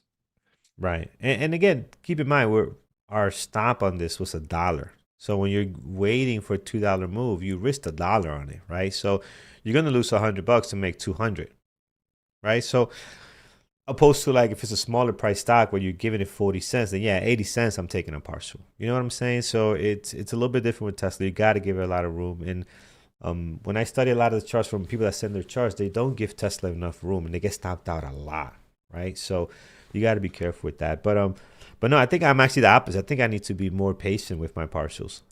Like this is an example of a partialing where we actually I waited a lot based on the information I was having.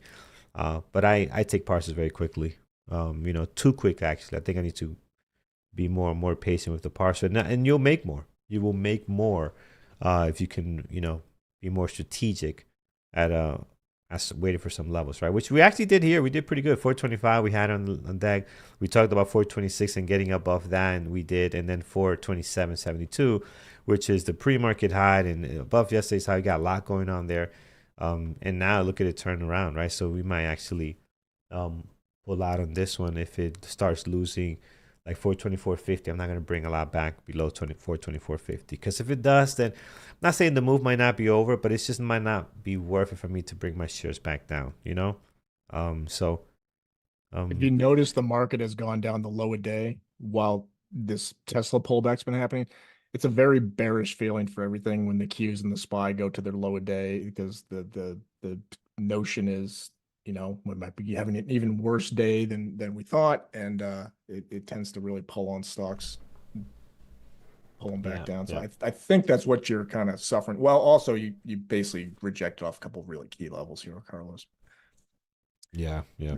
Pre-market high in yesterday's high. Would you add to this trade at all, Carlos, at any point? I'm so bad at adding, man. This is something that I definitely want to get better at. But like, yeah, like here, if we not here, but if you start seeing some support of some of these levels, like you did on SLV, it's a great place to add to go and retest the 427 again. But that's something that I rarely do. I have done it before, but it's something I definitely gotta add into it. Yeah. I don't know if you'll survive this or not above break even, Yeah. but if I was in this trade, I'd be so Jones in the ad up around the high a day because it's just such a clear rejection of those two key levels. And if it does fight its way back there, it's a Hmm. very bullish sign. Yeah. Yeah. But you do that, and then it brings your average cost way up, or depending on how much you add, but it gives you Right. less room Right. to have the trade work out. But this is interesting. Tesla's up almost at 1%. A lot of things are red today in tech, and Tesla's trying to have a good day here. So my partial's way too early. I mean, we can't see your screen beating us, so I don't know if your partial's way too early. It could be just where it needs to be, right? Like we have to see how much you're risking.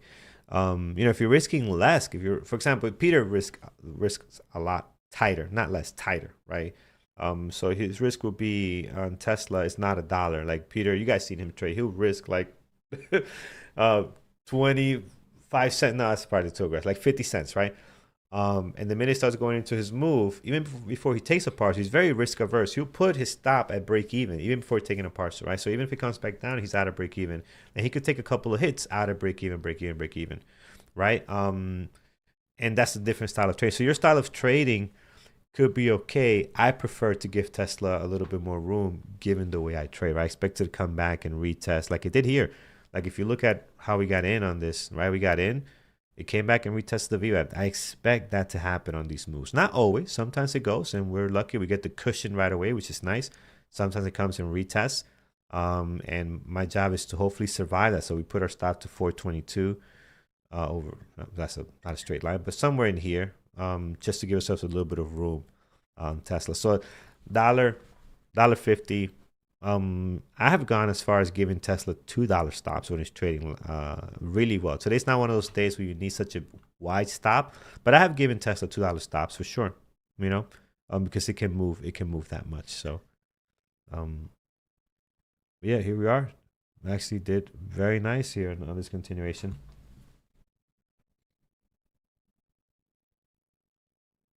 The LTR really does not like 158. That is another rejection there.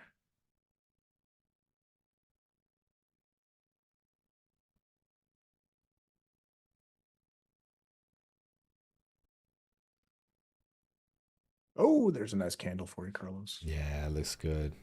Oh, Texting my dad here, and then we'll do the giveaways. Oh wow, 10:50. Nice. Time is running. I didn't realize how much we got traded already. Um, that is a strong move. I see. I'd be so wanting to yeah, add in here. I know you would. Probably I'd wait. I'd wait for the actual high a day. I'd want to see it get through yesterday's high, but markets in your direction all of a sudden. Great looking 5 minute candle on the previous one. It's just Yeah, it's looking good. Yeah, 5 minutes. If you look at here, that's a nice, telegraphing nice bullish candle. things. It may Yeah, yeah, right. Yeah, I'd probably add here. yeah. You know what? Let's do it. Let's add. But I'm gonna do very. Oh my goodness! I You think didn't you even might have wait for me missed to add. I might have missed it. it. What? Jeez. Yeah, it's coming in with such strength Wow, to those man. two levels. I mean, Yeah. that's a very bullish move. Yeah, they just storm right back into those two key levels. Wow. What's the next level we have here? Just 430, I'd say. I mean, it's a decade yeah, level. 430. Yeah.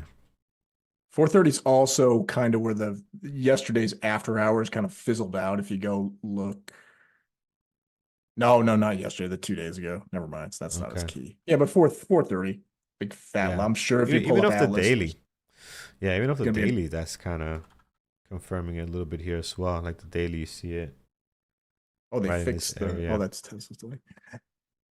They fixed Yeah, the I'm spy or sure no? at No, still. no, I was thinking they fixed the spot. Never mind. All right. So a thing I've noticed, Carlos, and I think I said this yesterday when we were trading live, is that when you do approach a decade level like 430, the Mhm. $0.50 level below it is sometimes the resistance. So for like 429.50 is where it's going to kind of hang up and sort of Mhm. pull back. I don't know. We'll see. This is a non-scientific feeling I have, but now it's pulling back anyway. Get back up there, Yeah. Tesla. You see, look at the spine in the keys though. You see them dropping. You see Tesla react Yeah. immediately to it. Yeah. It is reacting so much to it. Look at that. It's almost identical with the actual breakout, the pullback. Let's see what it does here. All right, friends. But that's brewing there. Let's go ahead and do our giveaway today. How much you pay for Atlas monthly? So Atlas is combined with Trading Terminal. The premium membership is $99 a month. So that includes everything. The scanners. It includes what else? Uh, the scanners, Atlas, the live simulator, the replay simulator, and also some educational videos as well. So there's a bunch of stuff you're gonna get for that $99 a month. We don't charge for everything that's on there. The Academy as well.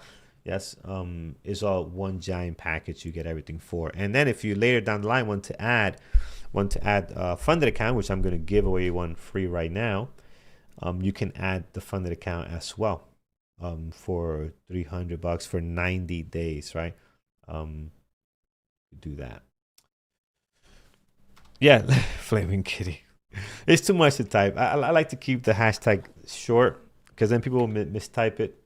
So we'll just do hashtag. We'll do hashtag Tesla today. Tesla for the win. Could be Kitty. Okay, Kitty. I like that. Hashtag Kitty. Yeah, keep it nice and simple.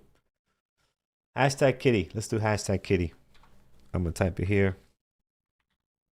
Hashtag Kitty. All right, there it is. You guys are coming in. Awesome. And very, very good. All right, guys. Funded account giveaway. Please don't blow up the funded account. Don't blow it up. Make it last 90 days. Follow the rules. Trade small. You know, it's important. Look at me here. I'm surviving my funded account. We just started it a few days ago. Where's my funded account? This is usually what happens. I start actually trading live and I forget about the funded account trade. and then it gets me into trouble. All right, let's see Tesla. We're looking at Tesla. Let's see if we can get another bounce. Man, that was a quick up and down. Oh, we just got stopped out on PLTR. Yeah. All right, so we just got stopped out on PLTR. There it is. But make it last, guys. Trade small. Don't be hitting this max buying power here. No, don't do that. Please, please, please trade small. All right.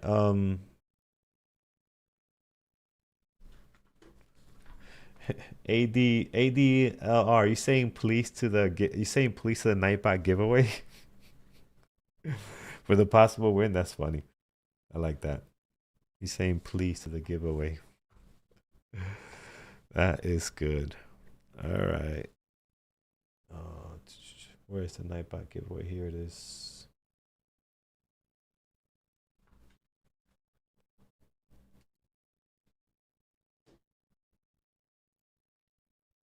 How do we get some likes in here, Carlos? We got about 8 million kitties and 291 likes. How does Only that 200. math? We didn't even have 400 likes.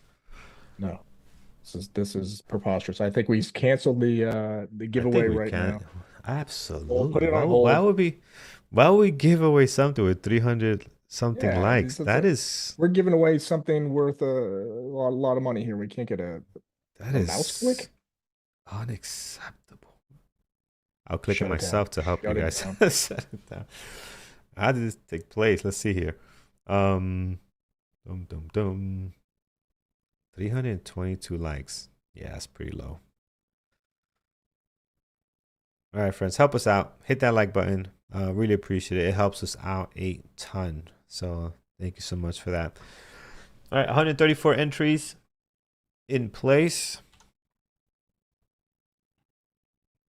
We'll give it another minute. Also, we're looking at our Tesla stock.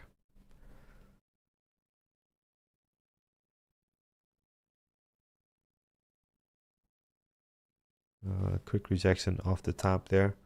And all right, 141. Very good.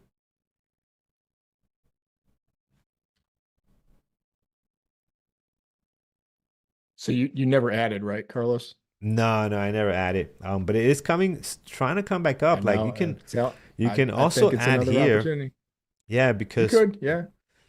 if I add here, and bring my average over to, I'm not gonna add too much, like 424, I think it'll be okay. So I'm just gonna add a little bit here. Yeah, if you can keep your average below 424, like just add a little bit. Yeah, that's it. So here it is. I added. Yeah, because I'm not going to I don't want to let it go past even below 425.12, to be honest. Like this area, this is the support is at. So hopefully we can stay above that. So there it is. We added. If we get back up here, this will be a really nice trade. And I didn't add a boatload of shares either. So I don't want my average to be up against me and get stopped out, or worse, give money back. We're definitely not doing that. All right, friends, here it is. Giveaway. Let's see who is the winner for today. And here we go. All right, let's get our nice screen here. There it is.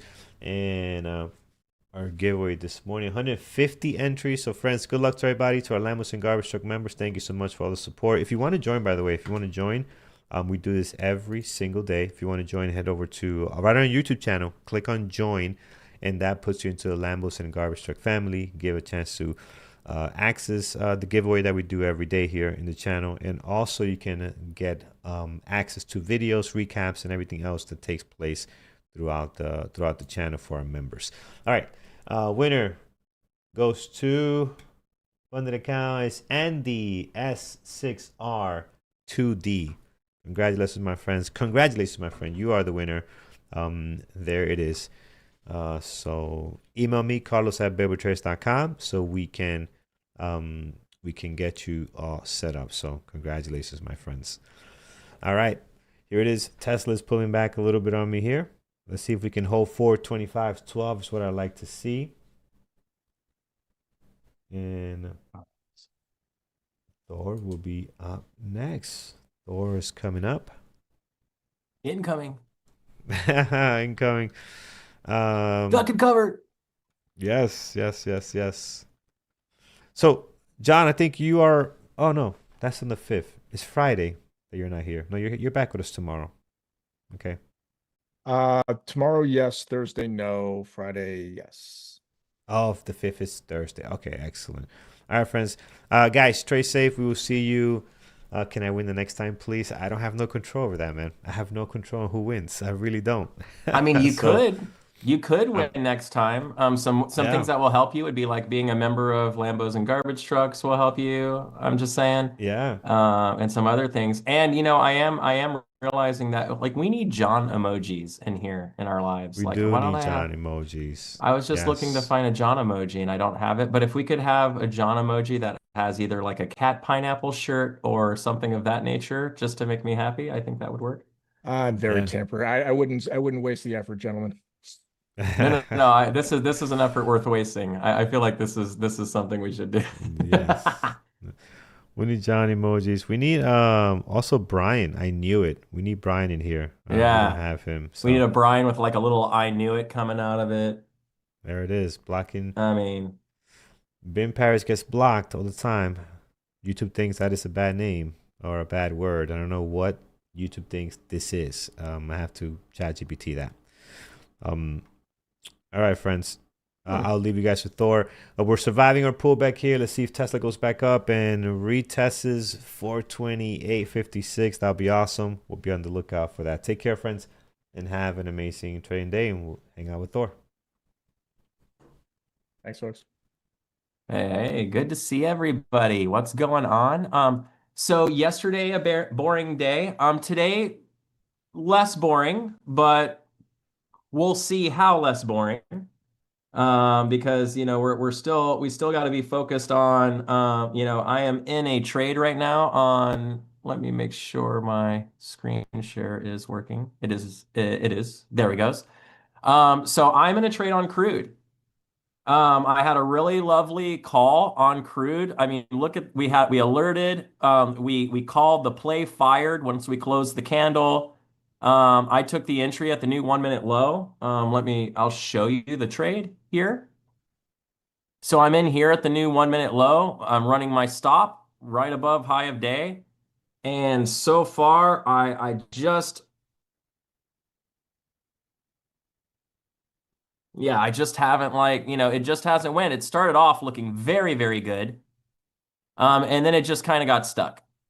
So, but I'm loving this play. I've got 5 contracts. I'm risking around $500 on this one. Maybe a little more, a little less. I'm not quite sure. It could be like 550 or something. Yeah, I don't really worry about that. And remember, my max risk is $1,000. So, but because of this high and the good volume, I really don't. If it goes and wicks through that, I'm okay with getting out and then maybe trying later if it sets up again.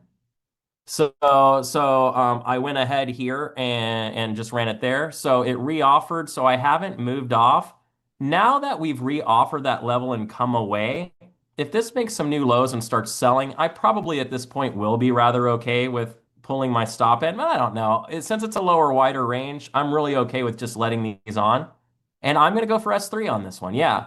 So I'm looking for a movement down. I put it at 61.28 because S3 is we'd normally target ATR low. But S3 is at 61.22 and 61.25 is a quartered increment on crude, and I don't like being on the other side of a quartered increment.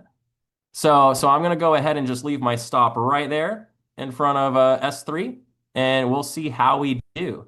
But this is hey Mo O, good to see you, buddy. So have a good one.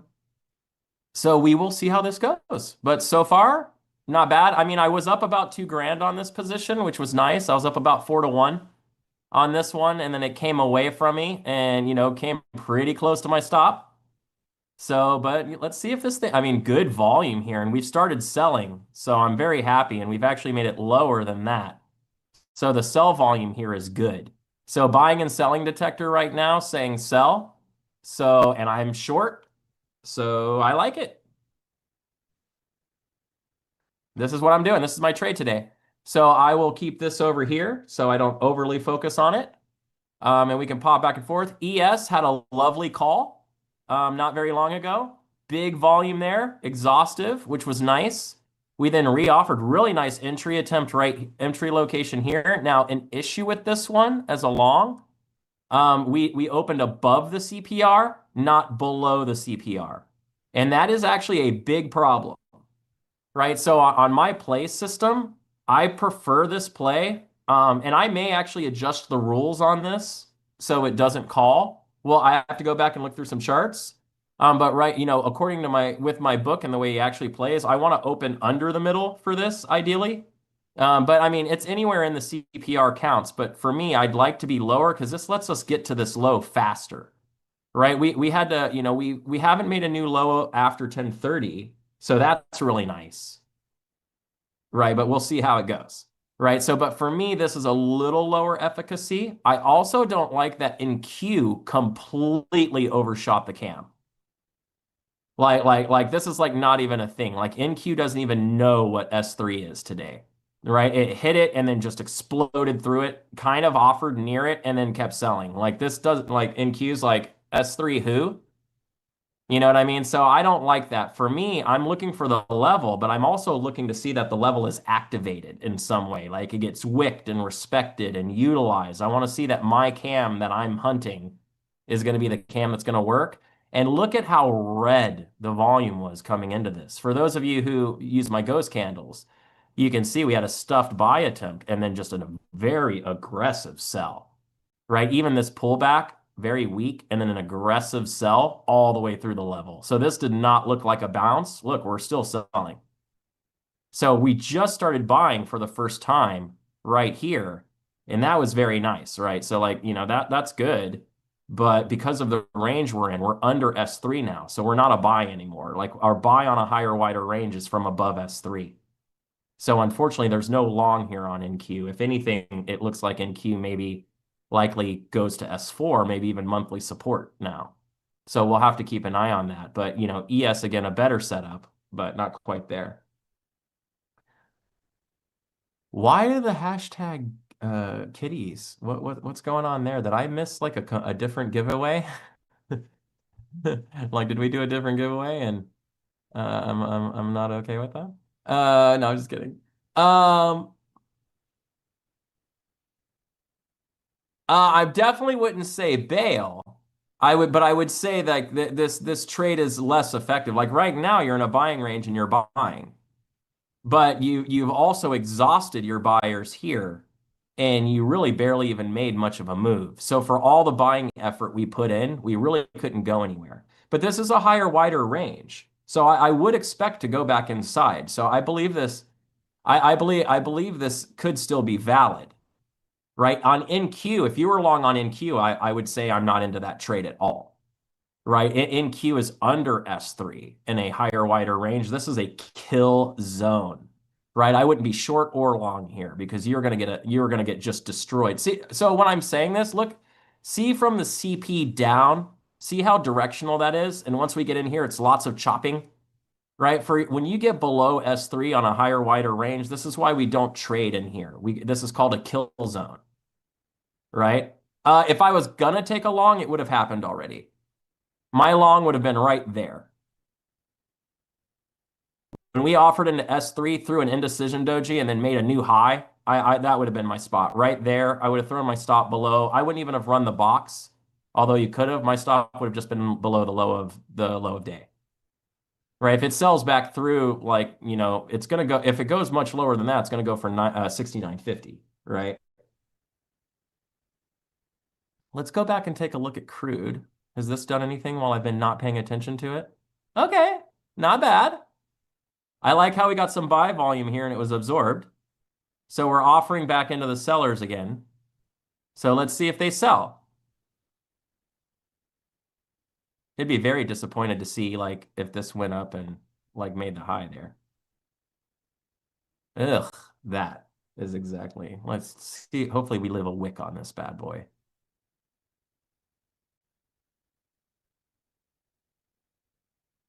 I'm still trying a long on NVDA on your funded, not playing my real money. Just got stopped out. I still believe. I believe I can scalp.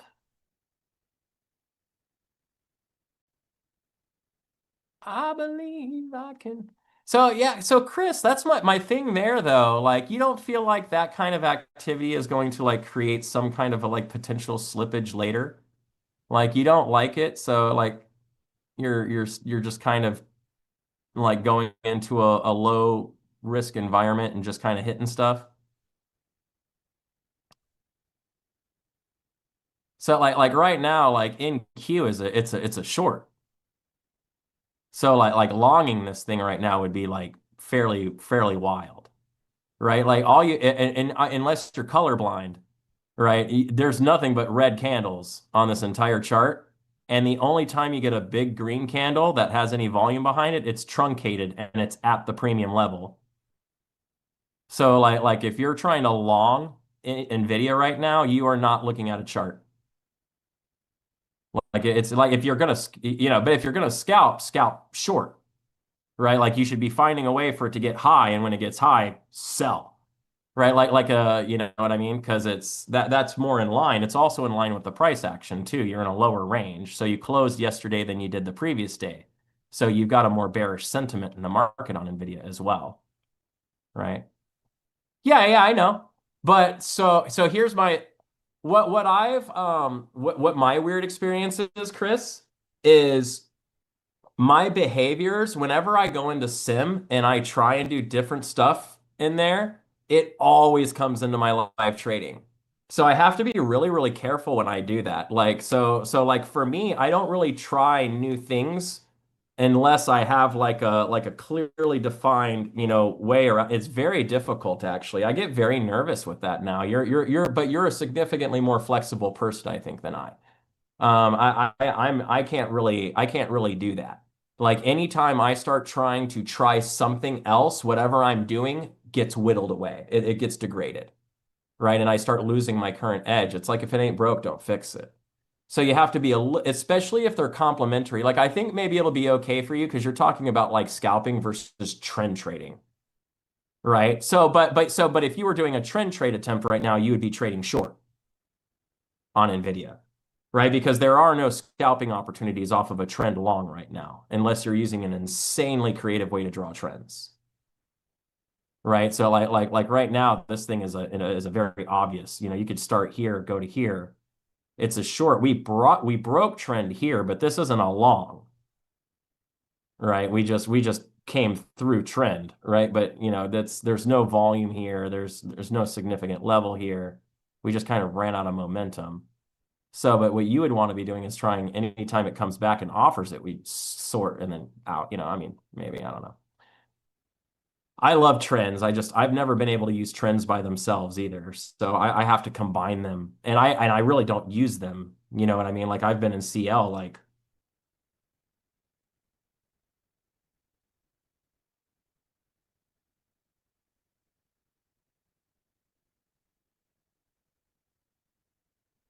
I'm gonna send you the letter. Okay, so it's like on Crude right now, right? Like there is no trend, right? In this sense, it's like there is no trend on Crude, and I'm not happy about that. I really wish it would do one. So yeah, trend scalping. I mean, I feel like that would be cool. I mean, I guess you kind of have this now, and you have this. Oops. Right. So technically, if it goes through here and then makes a new high there, I could warrant getting out. But since there's no trend, putting a trend line, it almost really just doesn't make sense. You know what I mean? Like even but we could have done a trend for maybe the entry. It would be from here to here. Nope, adjust for here. You can kind of see, we came down, we walked up it, and now we're kind of under it. I don't know. I always have so much trouble with these. This is why I like cams so much, right? Because for me, it's like, there it is. There's my high. As long as it doesn't go higher than that, I'm fine. Like, and if it does, then I'm not.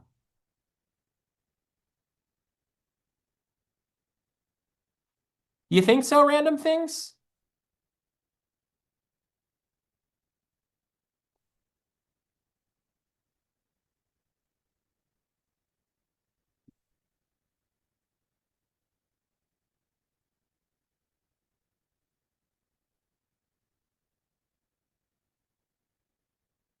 I mean, saying it'll be 6 times its current price, I guess, isn't that difficult. Because it's only $5. So you'd be talking about going to $20. But Open's never been more than $10, and it's as far as I'm aware of in quite a while, if not ever. So I don't know. Where is this thing's all time? Oh no, yes, it has been. It's been $40. Right. So I mean, it's certainly possible it could be a $30 ticker again.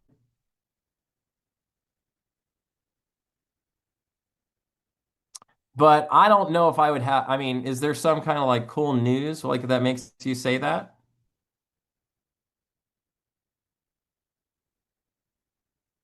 Like is open fun?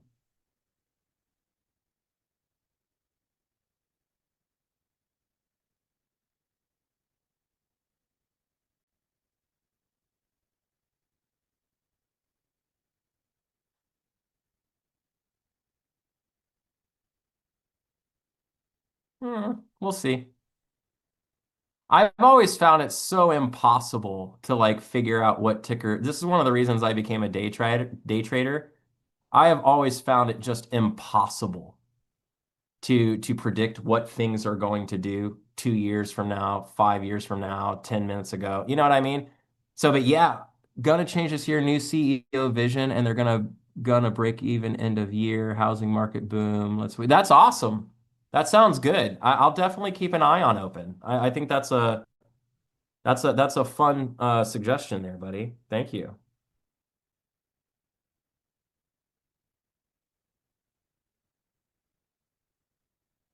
I loved Mara this morning. It was beautiful.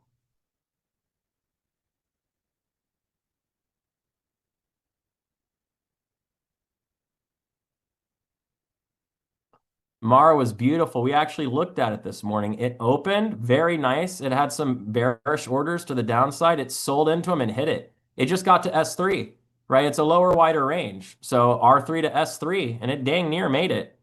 So I mean, it was it was good.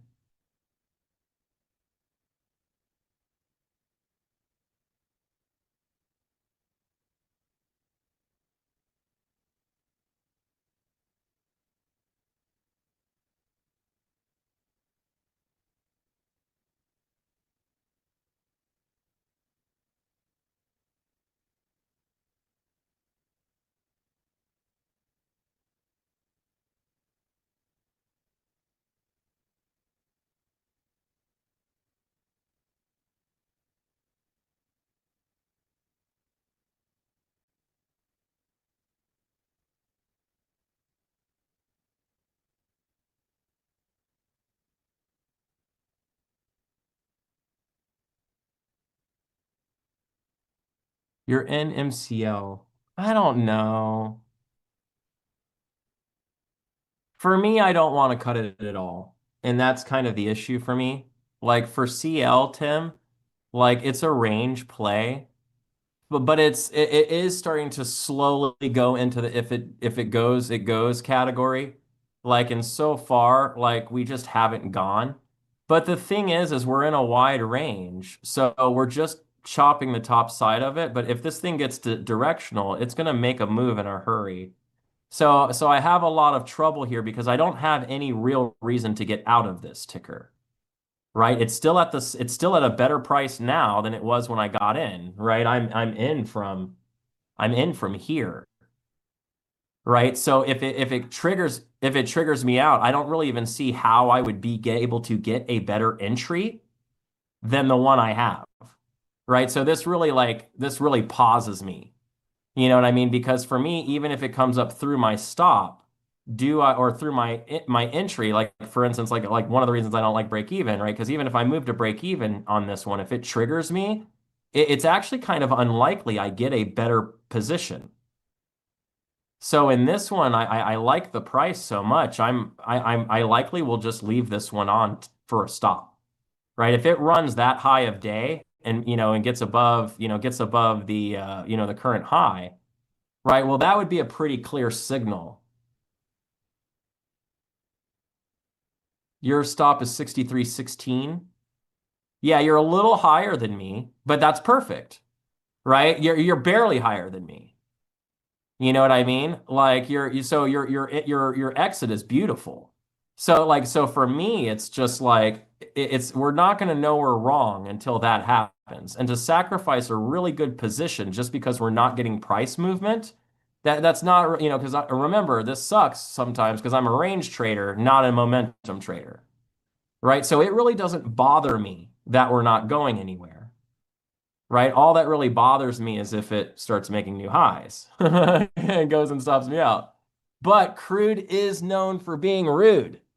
So it's a tough decision here because the lack of volume to sell and how well we absorbed the selling we had at the open does give some pause here. Like I really hated that this candle here, big volume, and then was absorbed. When I saw that volume come through, I got low key excited, right? Because I was like, okay, that's good volume. And then it sucked back up and closed. And I was like, dang it. So unfortunately, this one's just not going to be fun for us. So we'll have to just let it roll. Let's look at SPY while we're letting this marinate. And maybe it gets us, maybe it doesn't, right? Yeah, the volume on SPY just stinks right now. So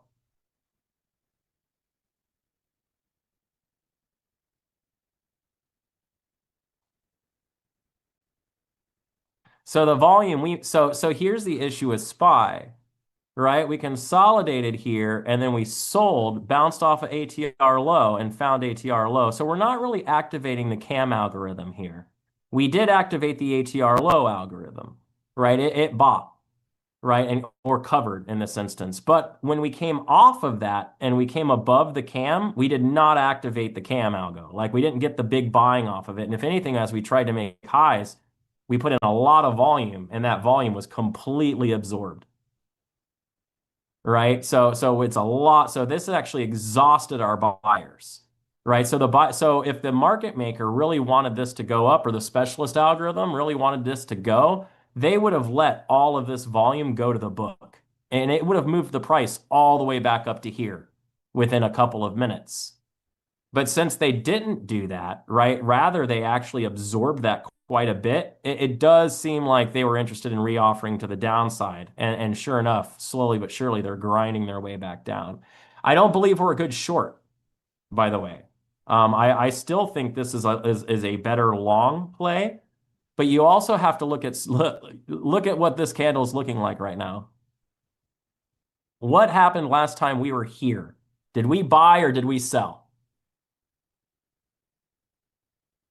We sold, and we sold a lot, right? So now over the course of a couple days, we've gotten all the way back up to that high at monthly R3, and now we're selling again, right? So the last time we found a good buyer was here, which we're already through them, and all the way down here, right? So we probably go to S4, right? So this is what kind of knocks this one is we came down here and we hit, but the volume was clearly selling when we got here.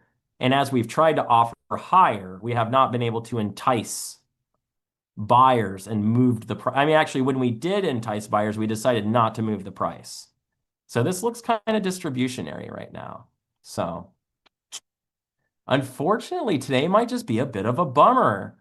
Like, I mean, this crude setup was gorgeous. I thought the Mara one looked good, although that one worked. So, but I mean, yeah, you can see ES is just kind of blown out here. NQ blew out. RTY was very close. Look, RTY almost was an R3 short, like a few different times.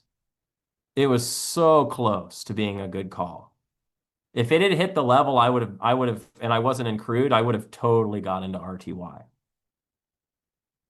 Even the buying was exhausted. Like we had exhausted our buyer and then tried to make a new high and we couldn't. It deviated. It's so pretty. So we'll see what happens. Oh, be right back. I gotta grab the door real fast. 2 seconds.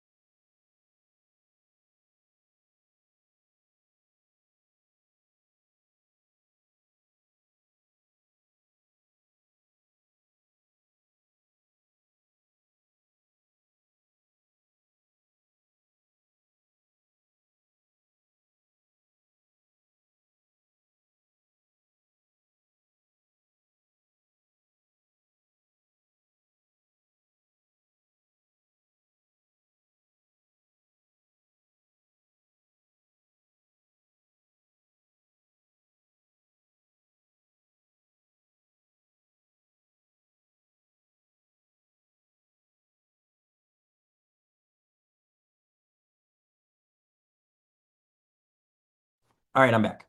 Sorry about that. Delivery. So yeah, MBT lower narrow. It opened too high to be a call, but I mean it actually looks pretty good. All right, ES hunting a buyer. So now we have a little bit more exhaustive action down here on ES. ES is starting to look a little bit better as a buy potentially now, which I rather like. So notice now we've had 1, 2, 3 exhaustion events, right? The first one was here. We then pushed lower and found more. Now we've tried to push lower, but we couldn't go lower by much. And brought in a similar amount of volume. So with all that volume, we should have driven down through, but we absorbed that. So this looks like something to look at now. So I kind of dig the idea of this one. Now, if you go along here, you could put your stop below the box. That would be pretty clean. Let's look at the order book and see if we're picking up orders at all on the top side here.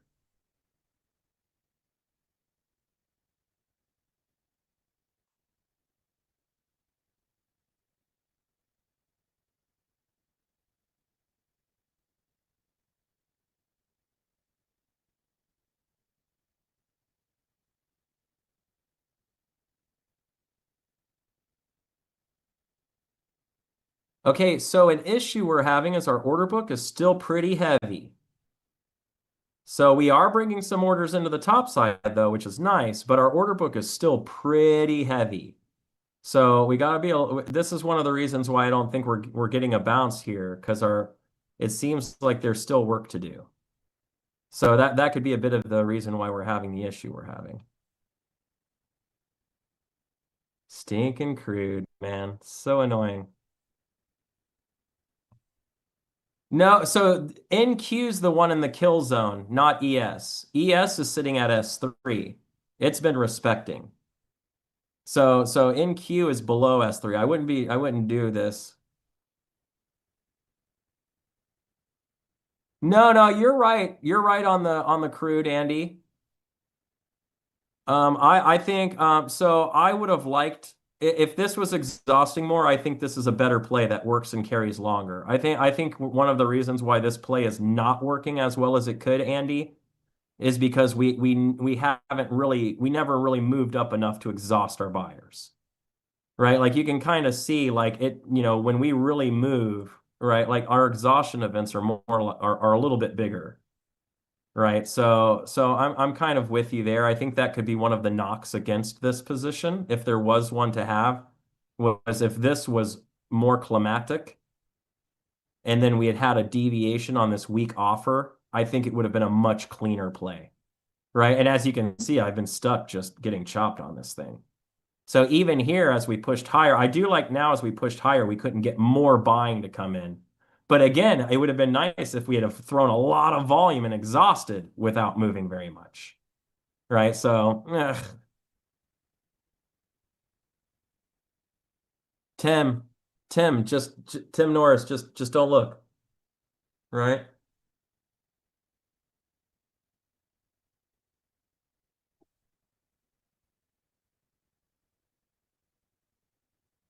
So one of the things many of you will both love about my trading style but also hate about my trading style is you have to remember I'm not a momentum trader. Right? I'm a range trader. So I don't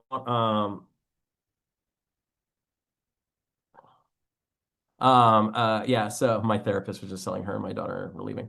So yeah, I'm a range trader, right? Not a momentum trader. So what I'm looking for is I'm looking for, my cams and I'm looking for volume or activation at the cam level. Right. So, and these are the kind of things that I'm looking for me to decide if I want to take positions or not, because I'm not overtly good at reading price direction. I never have been actually. So for me, what I like about this was I like that first off, I liked at 9 o'clock when we opened the Chicago pits, we had a sell. That was very nice. And then over the course of once we opened the regular market, we kind of offered anytime we had buying, we kind of moved up, but our buy got stuffed, and then we got this really nice sell signal right here at the top. really decent volume, inverted hammer right at the level. So I liked that. And then we got every time we see big volume, by the way, anytime there's big volume, it's all on red candles.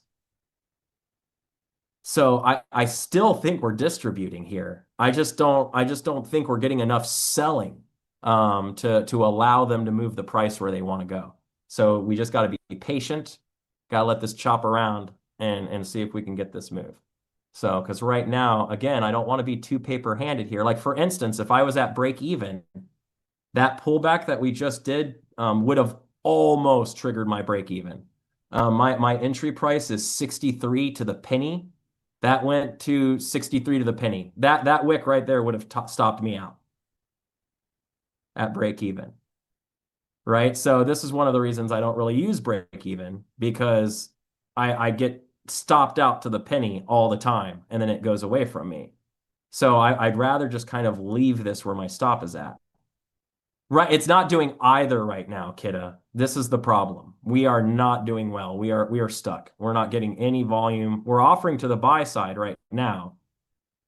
So I'm yeah, it's not going well. It's not a great position anymore. Like, I mean, I like the position. I like the range.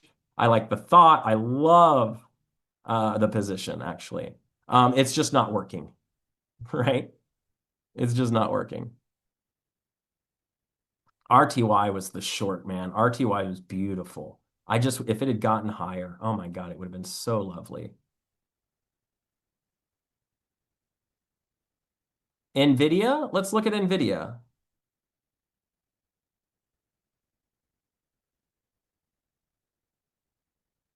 NVIDIA for me is garbage right now.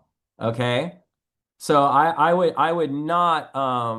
would not recommend really doing anything with this ticker right now. And the reason I'm saying that is because you are on a lower, wider range and you are outside of S4. This is going to be an horrible range to participate in. So like if you're a momentum player, especially, you're going to hate trying to long or short this ticker in this range. If you try and short, you're gonna get chopped up by buyers squeezing the price. You can see the green. But if you're trying to go long, it's not a long, it's actually a short, right? So we're just going to sell.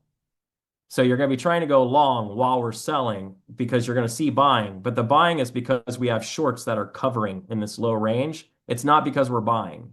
So you're just going to get destroyed trying to long this, right? If you were short, I would just be holding this thing right now. PLTR.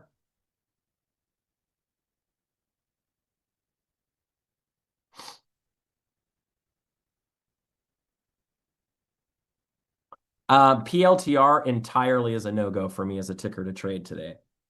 The reason why is we opened insanely high. I think we opened with a gap today. Yeah. Gap fill. Ha.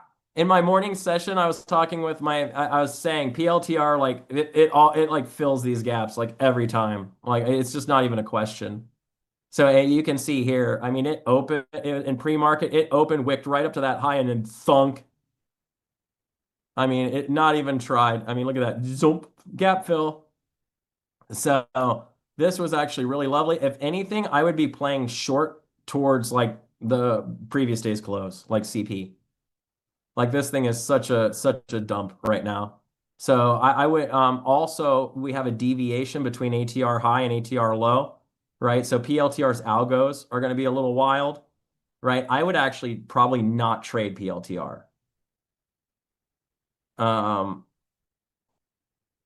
AMD was lovely, almost ATR low, ATR high right at R3.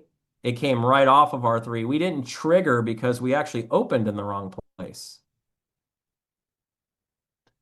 So AMD opened above the central pivot range. So otherwise it was almost perfect. Like if it had opened a little lower and we could have watched that offer a little bit better, because what happens is your entry would have been way down here and the RVR would have sucked. Right. So, but the ticker itself, you're under downtrend. You're under trend right now, but you're buying.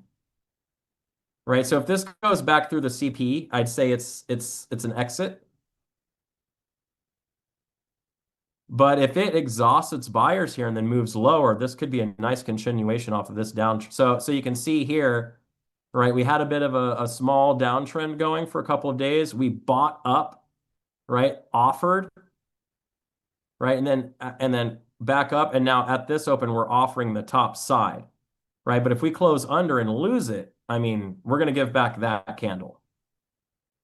So I think that's what AMD is looking like. Oh, look at that. Look at that. Beautiful, right to the trend line. Right. So if it goes short here, the CP, it should not reclaim the CP at this point. Oh, come on, Crude. Stop screwing with me. Right, Tim? Jeez.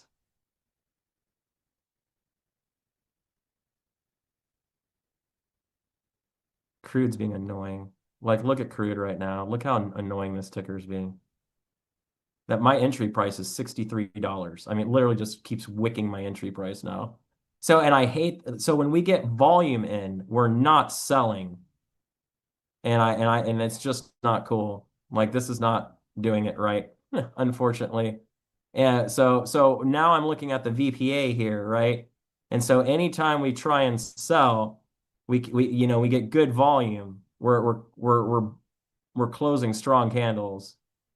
So this is where this gets a little difficult because I'm still going to hold this stupid position because I don't have it. My only exit criteria here is a new high of day. If it makes a new high of day, I can get out. Other than that, I don't have an exit criteria for getting out while it's chopping, right? So this one's either a loser or it's not. I guess that's a good thing. But I mean, I do like that since this closed with volume, it was stuffed. So that's kind of nice. I'm just over this thing. This ticker is being so boring right now. But I mean, it's still a good setup. So we wait. Come on, Tim. What do we got? We need some like mantras or something we can say right now.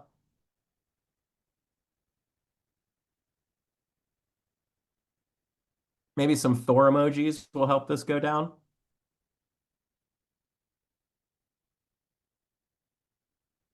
Like you guys remember did you guys ever trade back in like 2018, 17? Like everyone would always put rocket emojis into the charts and stuff like that. Were y'all there for that? That was pretty fun.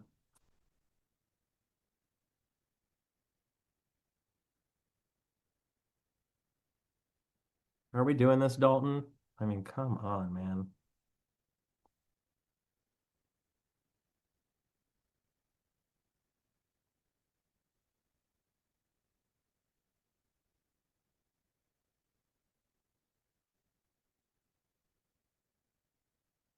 I mean, I like that we had a buy candle there, and then the immediate result was an offer back to its bid, its low bid, and then we lost its low bid. That's interesting. That seems distributionary. If we make a new low here, we actually could start selling. WDC. That sounds like a fun distraction. I haven't looked at Western Digital in a lifetime. Higher range, narrow range. Ooh.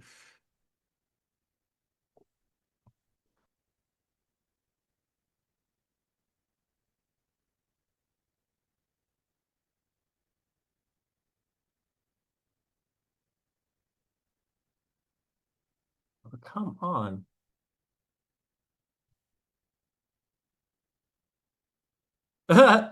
Dom, it's been such a long time, man. Just holding this thing. Where's the Braveheart? Hold!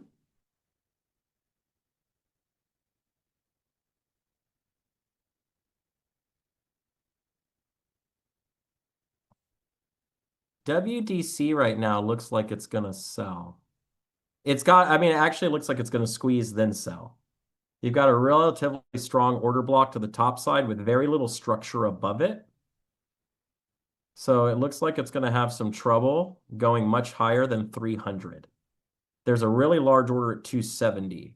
So the normal behavior on this, yeah, so you look at this. Look how it squeezed up right near 300 and then fell, right? So I imagine what'll likely happen here is we'll get a bit of a squeeze back towards 300 and then eventually sell back down towards 270.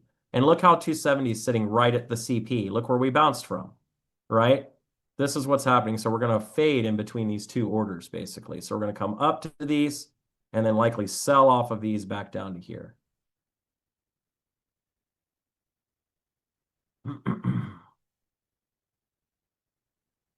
Anyway, crude's boring. I don't like the longer crude sits here, just the less attractive this is. I mean, it's not a long central pivot. Previous day's close.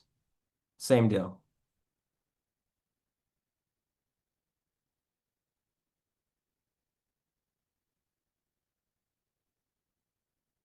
Oh, my pleasure.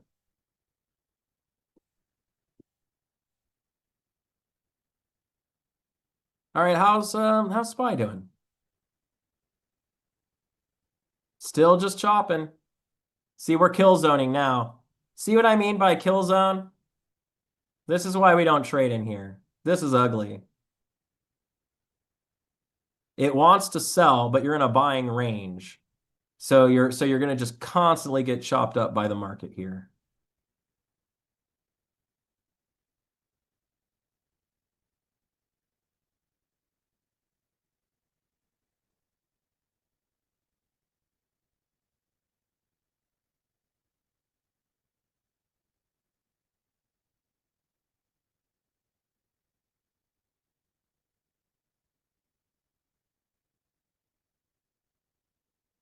So, I mean, I like that we tried to buy into this level and we got absorbed. We then sold. We then bought into it, but got absorbed. And now we're offering its low. So, I mean, if we can manage to get a seller to get in here, right, this could happen. You know, I'm seeing like even this buy candle here for all the volume they bring in, they're very truncated. So it does seem like we're distributing into our buys right now. Like most of our buys that are happening, they're happening kind of more of in a premium range and they're stuffing, right? So what I mean by that is like, see how this buy happened down here? All of our other buys are all happening up here, up here, up here, up here, up here, up here. Not like down here. When we got down here, there were no buys. There's one, kind of. So it seems like they're allowing the buy volume to push the price up so they can distribute in, right? And then they just kind of let it push up and they stuff it and distribute. So this is still giving me pretty good vibes here. So the ghost candles, they use a you can kind of see so what I'm doing is I look back 7 with that, and then I have so I have some different metrics on how we're multiplying and changing opacity based upon the amount of volume we're getting. So obviously there's some scripting there that's handling most of the heavy lifting. So basically anything over a certain amount of volume comparative to the previous 7 candles is going to get shaded darker if there's more volume, right? The more volume it is, the darker the shading, right? So like whenever you see these really dark candles, right, this means there was a lot of volume there. It keeps you from having to look at VPA at the bottom of your chart.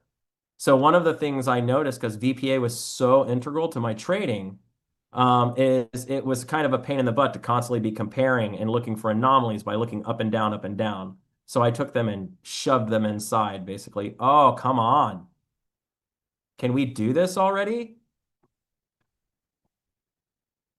I'm telling you, it looks like we're distributing, right? So this still feels good, right? Look at we sold, we moved down, no buyers at the low. When we did buy, it was when we were buying high, but that got stuffed. We tried to buy high stuff, tried to buy high stuffed, tried to buy high stuff. Like anytime we try and buy, they're not letting it go up. That seems very intentional. So I like that. And we have the beautiful reaction to the level. We have yeah, I mean, let's go. Okay, this is good. We're getting good sell volume now. We are selling. So now we will wait and see if hopefully we likely go reoffer the open now. And we're going to offer the open price, right? at like one, two, it'll be third time now offering the open price. That's a lot of offers to the open, right? So at some point, no one's going to buy that. That's what we're waiting for. So, okay. See, if I was at break even, I would have been stopped out. So this is why I like to leave these alone. I know it's hard to give back like 2 grand, especially. So one of the things like I really have to talk about that's been a very big transition to me as I'm trying to go to bigger money. Like, does everyone understand how long I spent my career going for only $400 a day? And I say only as if that's like not a good amount of money, right? So now to be sitting in positions that look like this and watching it go from 1500 back to zero and then to 15, 2 grand back to almost zero to 1500 to almost back to zero to now down to 1600. That's taken some conditioning. You know what I mean? Because when I see this, I see, man, if I make $1,600 today, that would just be like the most amazing day ever. Right. But that's not my goals anymore. Right. There are times when I'm risking $1,000. Right. So although this looks amazing, I had to start desensitizing myself to what it looks and feels like to lose $500 or 300.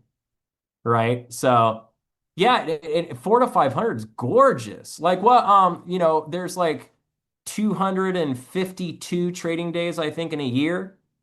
Right. So if you can manage to let's say you hit 225 of those days and you average out 4R across the board on that, you're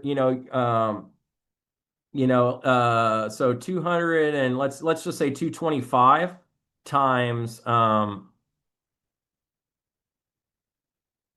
man, we're moving now, right? Times 400, that's $90,000 a year.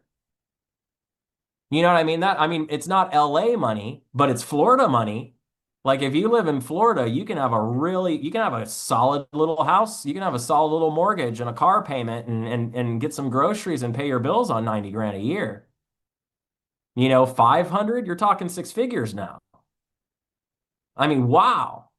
So, but like, right, so imagine the difference now, like I'm, averaging in 4,000, you know what I mean? I'm kind of averaging more like 4 to 5,000 a trade now, right? So, it doesn't not take a lot of complicated math to figure out that that's hitting pretty hard, right? It's nice, but it has certainly taken a lot actually.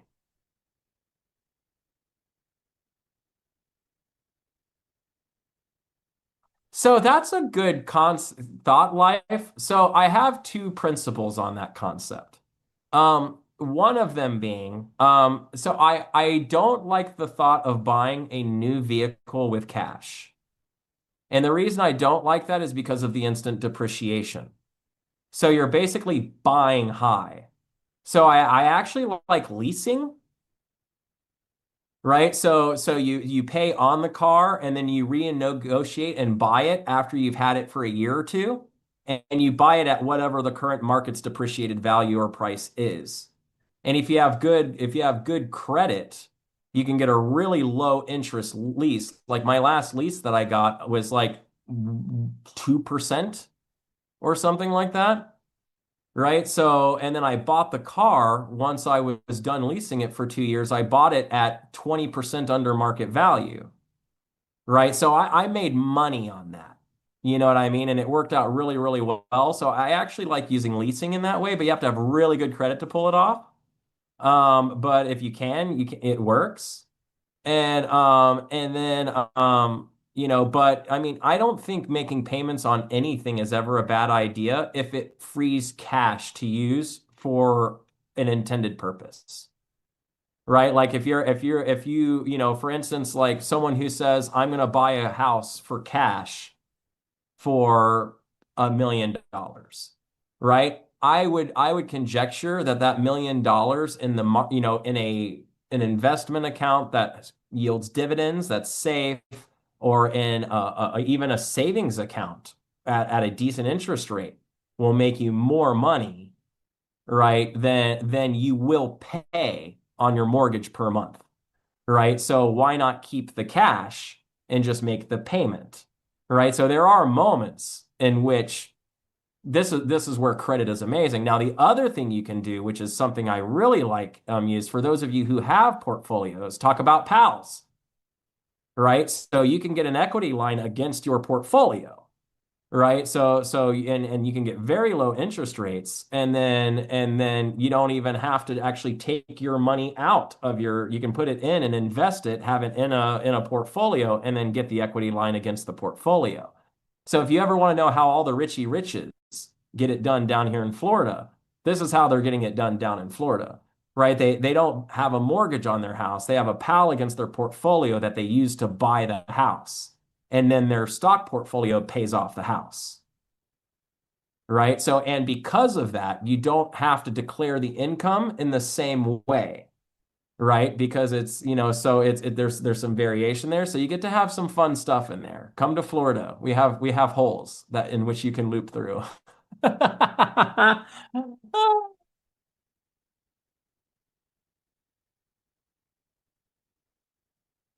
No margin. I'm just talking about just normal stuff, right? Just normal credit use. You know what I mean? Like a lot of people in today's day and age are very afraid of credit, the same way they're afraid of margin, right? So for instance, margin is not inherently dangerous, right?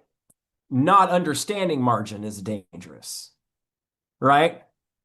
Yeah, LOC. Thank you. S5. I said the wrong thing. I said PAL, which is a different kind of line. Is there a way to trade live with you for BBT members? No. I rarely ever trade live in BBT anymore.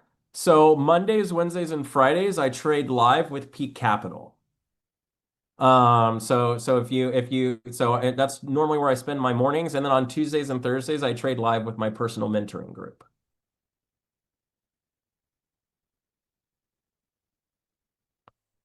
All right, Crude. Don't be silly now. You know you want to.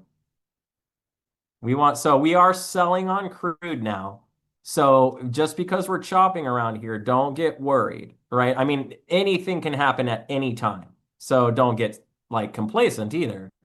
But what you can see is we've attempted to sell numerous times. We've tried to entice buyers numerous times, and it has not happened. So, but our selling has been much deeper and much better than our buying.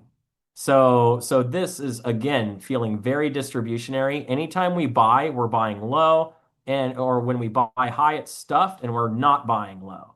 Right? Anytime we get down here, I'm not seeing buying. Anytime I see buying, it's stuffed buying up here. Right? So this continues to feel like a nice. So a bank will grant equity loan based on portfolio value. Exactly. More or less. S5. Yeah, exactly. So, but yeah. So it's a fun thing in life, we call it the cup game. You know what I mean? It's, you've got so much cash. So for instance, for any of you who are coming new to trading, right? Anytime you come to new to trading, any of you who are new, don't put your real money into the market. Right? If you're coming into day trading and you are new to this, like within a year, especially, I don't really recommend having your money in the market. Like this is, so has anybody gone out? Did anybody learn to drive? And when they learned to drive, their parents went out and bought them a brand new Lexus? Or when did you learn to drive, did your dad give you an F-150 beater? I know what mine gave me. And it was not a Lexus. It was actually a Jeep Grand Cherokee. But you know what I'm saying? You get the beater, right? So Honda Civic, baby. My first car I bought myself was a 2003 Honda Civic. My favorite ever. Somebody else's money, Neo. First, you should be in sim, and then I'd recommend actually using a funded account of some sort. Yeah, prop firm. I would use Bear Bull Traders has a funded. right? Or if you're into futures, there's an insane plethora of fundeds out there, right? Go ahead and get into the market, get practiced and get used to it, and do it with somebody else's money. Once you are making so much money with somebody else's money, and you recognize that you're so good at this, and you're missing so many good opportunities, you know what you do then? Then you put your money in. Right. But coming straight into the market as a brand new trader and putting your money right into the market, it's like going out and buying a Ferrari when you're 16 years old. You know what I mean? Like let yourself run over a few curbs first, right? Let yourself run a couple stop signs. You know what I mean? Like let some stuff happen while you're goofing with somebody else's money, right? Question: last year was my first time making money from Top Step for my W-2. Are they going to send it to me? No, there will be no W-2. Christopher, you are not an employee of Top Step. You will are you US based?